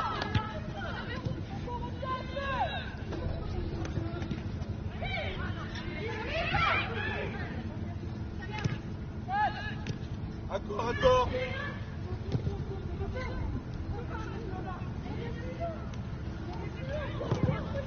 Nicoli qui voulait trouver là loin devant Werden. Morgane, calme. Non, il n'y a pas de moi. Calme, écris. On entend les consignes de Frédéric Mendy qui demande du calme à ses défenseurs et notamment à Morgane Nicoli. Le maîtriser, pas toujours balancer. Katoto avec Gueyero. Le bon décalage là pour Sandy Baltimore. Le pied gauche de Baltimore, c'est juste au-dessus. Elle a pris goût, Sandy Baltimore, avec son doublé la semaine dernière face à Dijon. Le goût de marquer. Même si là, elle a un petit peu dévissé son geste. Elle avait réalisé notamment une très belle frappe. Partant du côté droit, se remettant sur son pied gauche, un bel enroulé.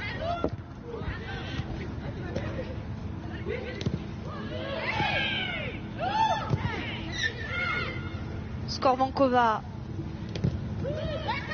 Ah, mon désir qui n'arrive pas à contrôler ce ballon. Un peu de fatigue aussi, forcément. Du coup, manque de concentration, manque de justesse technique.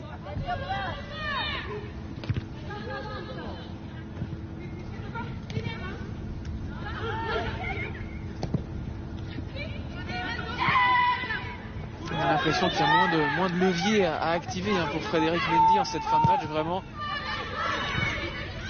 Il aurait fallu marquer ce but pour entretenir la flamme pour Montpellier, pour revenir dans cette partie. Mais on l'a dit, cette frappe de Marion Torrent aurait peut-être pu changer les choses, même si la maîtrise ce soir est vraiment du côté de Paris. Il y a quand même de meilleures intentions côté montpelliérain. Il n'y a pas d'hors-jeu, elle va pouvoir centrer Skorvankova. Dans cette seconde période, c'est quand même un peu mieux. Mais ça a manqué de justesse, notamment dans le dernier geste. On les a vus mettre un peu de pression, enchaîner les coups de pied arrêtés, mais ne pas être si dangereuse que ça, excepté sur la belle frappe de Marion Torrent.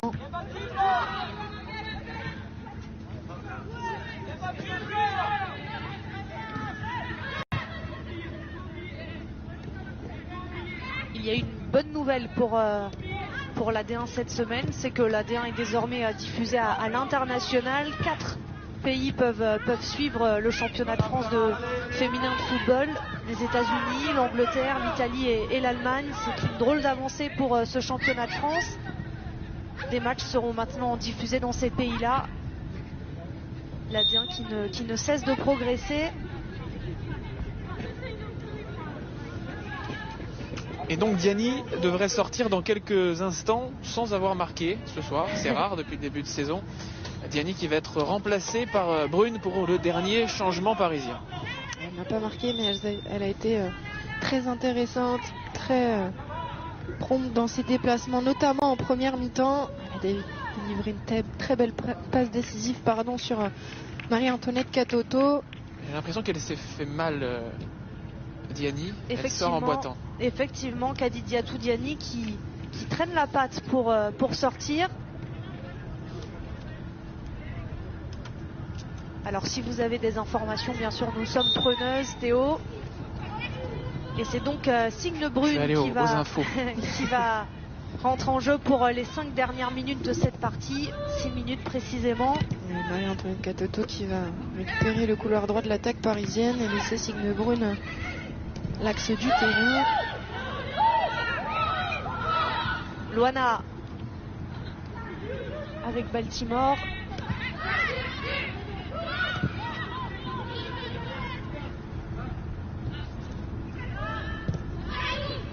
Alors l'excellente nouvelle pour le Paris Saint-Germain, c'est que si rien ne bouge, mais comme il ne reste que 5 minutes, ce serait un exploit. Paris prend provisoirement les commandes de la D1. En attendant, attention, peut-être ici Grace Gayoro et Signe Brune pour son premier ballon. Et ce sera un corner pour Paris. Paris qui pourrait provisoirement prendre la tête du championnat. Ouais, c'était bien joué là. D'abord cette transversale, ensuite ce très bon centre en retrait de Marie-Antoinette Katoto pour Grace Gayoro. C'était le geste à faire. Ensuite Signe Brune qui essaye de reprendre le ballon. Mais c'est bien défendu de la part des Montpelliéraines.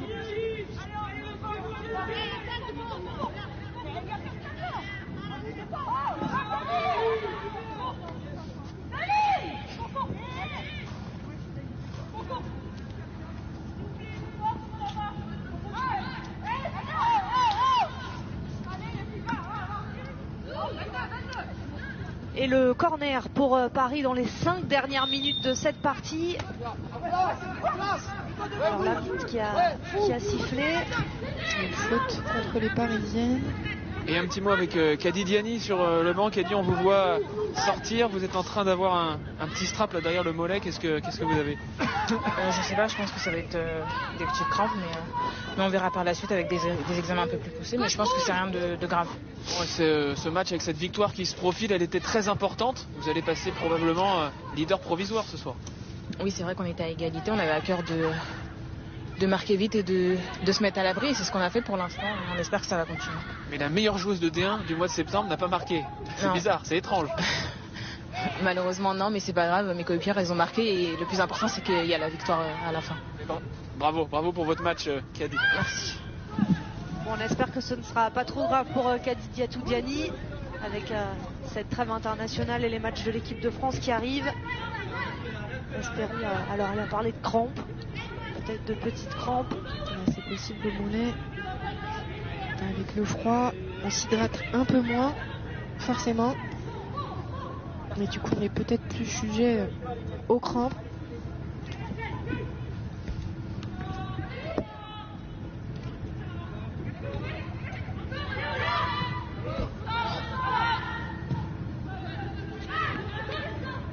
De Almeida, le long ballon de De Almeida pour Petermann, peut-être la frappe de Petermann, c'est bien fait. Elle a tenté sa chance, l'Allemande.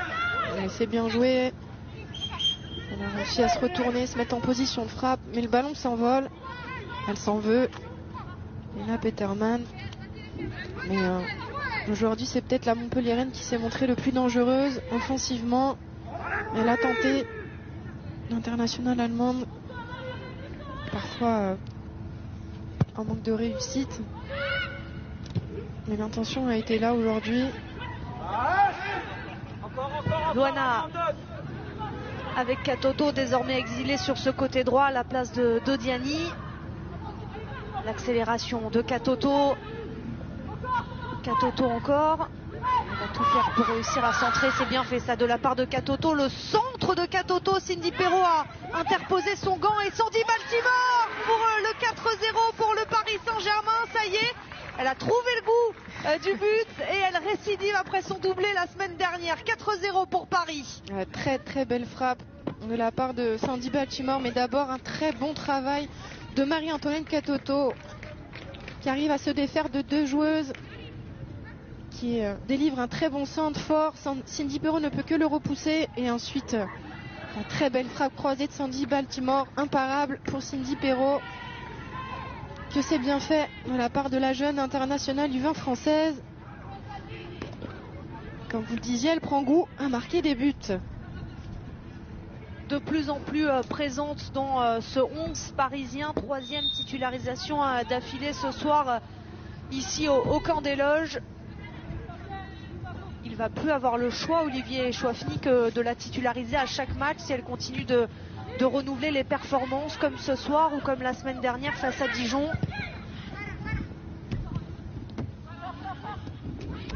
Est-ce que les A sont loin pour Sandy Baltimore? Le problème pour elle, c'est qu'il y a du monde au poste et du beau monde sur ce poste de milieu offensif, que ce soit côté droit ou côté gauche. Côté droit, il y a Delphine Cascarino, Kadi Diani, Viviane Assey, Amel Majri de l'autre côté. Ça a quand même du beau monde sur les couloirs. Ça manque pas de talent côté français. Et en entendant, elle gagne de l'expérience avec l'équipe de France U20. Il y aura la Coupe du Monde l'année prochaine et elle fait tout pour en faire partie. C'est son objectif à Sandy Baltimore, progresser pour pourquoi pas un jour atteindre cette équipe de France A. En tout cas, elle a le potentiel, il faut qu'elle continue comme ça, qu'elle enchaîne les matchs, les bonnes prestations. Et ça arrivera forcément un jour si elle reste dans cette lignée-là. Et 3 minutes en plus dans cette fin de match.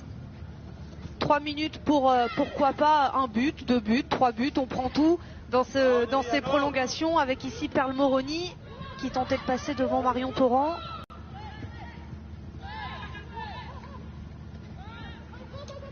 Et pour continuer de parler de Sandy Baltimore, on avait parlé à l'intersaison à Olivier Chouafny d'un potentiel prêt de cette joueuse pour jouer, mais Olivier Chouafny s'y est totalement opposé. Il voulait la garder dans l'effectif et quand on voit son début de saison, le choix de l'entraîneur parisien a été le bon.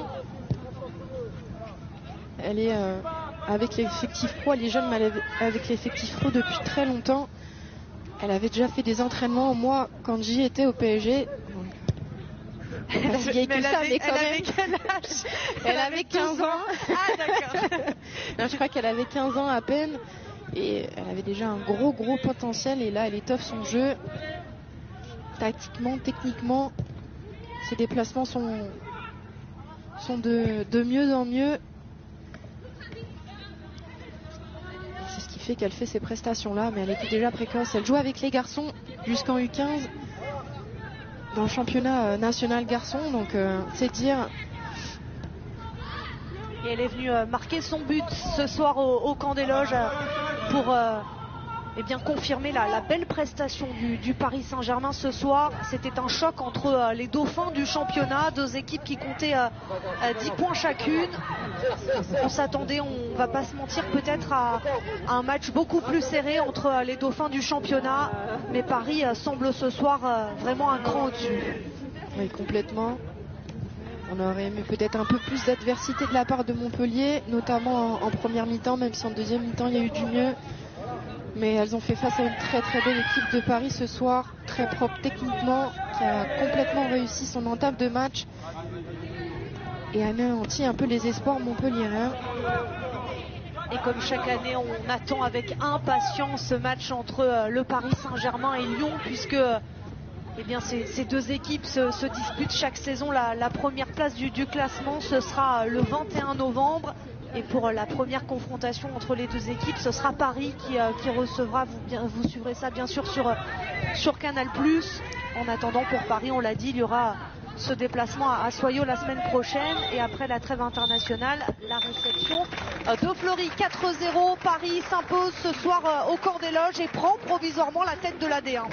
Les réactions à venir avec Théo, on va revoir les 4 buts avec vous, Reynald Pedro. C'est vrai que ça s'était joué clairement en première période, l'ouverture du score assez rapide. 8e minute, Irène Paredes aux avant-postes. Oui, qui bénéficie d'une erreur, d'une hésitation d'Almeida devant elle pour pouvoir s'engouffrer dans le ballon est dévié aussi, donc pour Elisa Almeida, c'est pas simple. Kadidiani sur son côté droit qui fait la différence, qui centre, c'est parfait. Tout en puissance sur le côté droit qui fait la différence et qui centre magnifiquement bien pour Katoto dans l'espace libre entre la gardienne et la dernière défenseur. Marie-Antoinette Katoto pour le 2-0 et on va la retrouver. Ça part d'un coup de pied arrêté, cette fois-ci côté gauche. Un coup de pied arrêté très bien tiré. Notez que Smith, la gardienne montpelliéraine, est sortie sur blessure. Entre deux montpelliéraines, Katoto prend le dessus. Et puis là où Montpellier aurait peut-être pu, parce qu'on est à l'heure de jeu, il reste encore du temps, cette frappe de Marion Torrent sur la barre. Manque de réussite. Montpellier a eu quelques situations, notamment aussi en première mi-temps, qui n'ont pas su concrétiser. Mais c'est vrai que ça leur fait défaut ce soir. On revoit cette belle frappe de l'internationale française qui termine sur la barre. Alors là, le festival, alors c'est conclu par Baltimore de son pied gauche, mais vraiment festival Katoto. Ouais, sur le côté, elle est repartie, elle est revenue, elle est repartie, et puis elle a fait ce très bon centre qui n'a pas pu être capté par la gardienne. Et derrière, tu as Baltimore qui est opportuniste, qui la met au fond. 4-0 pour Paris contre Montpellier. Classement, Paris en tête. C'est provisoire évidemment parce qu'il reste un match. Ce sera demain sur Canal, Lyon-Dijon. Et Montpellier qui reste sur le podium et qui voit Bordeaux revenir, qui a gagné les Bordelaises qui se sont imposées cet après-midi. Vous voyez, il y a le Paris FC qui est la 5e. Et puis dans le bas du classement, Guingamp qui a obtenu une première victoire cette saison contre Soyaux. Et ses 3 premiers points, et le GPSO 92 ici qui n'a toujours pas remporté la moindre victoire. Elisa de Almeida qui est avec Théo Doué pour la première réaction. Oui, avec Elisa de Almeida. Elisa, est-ce qu'il y a des regrets ce soir où finalement Paris était trop fort?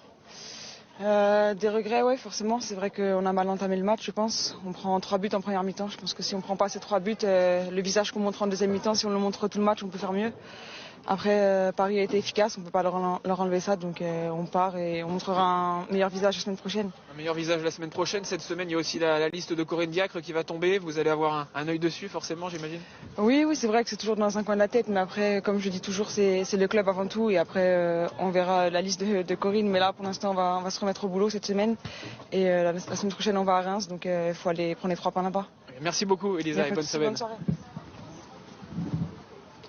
Et on va enchaîner, Ludovic, avec Grace Gueyoro.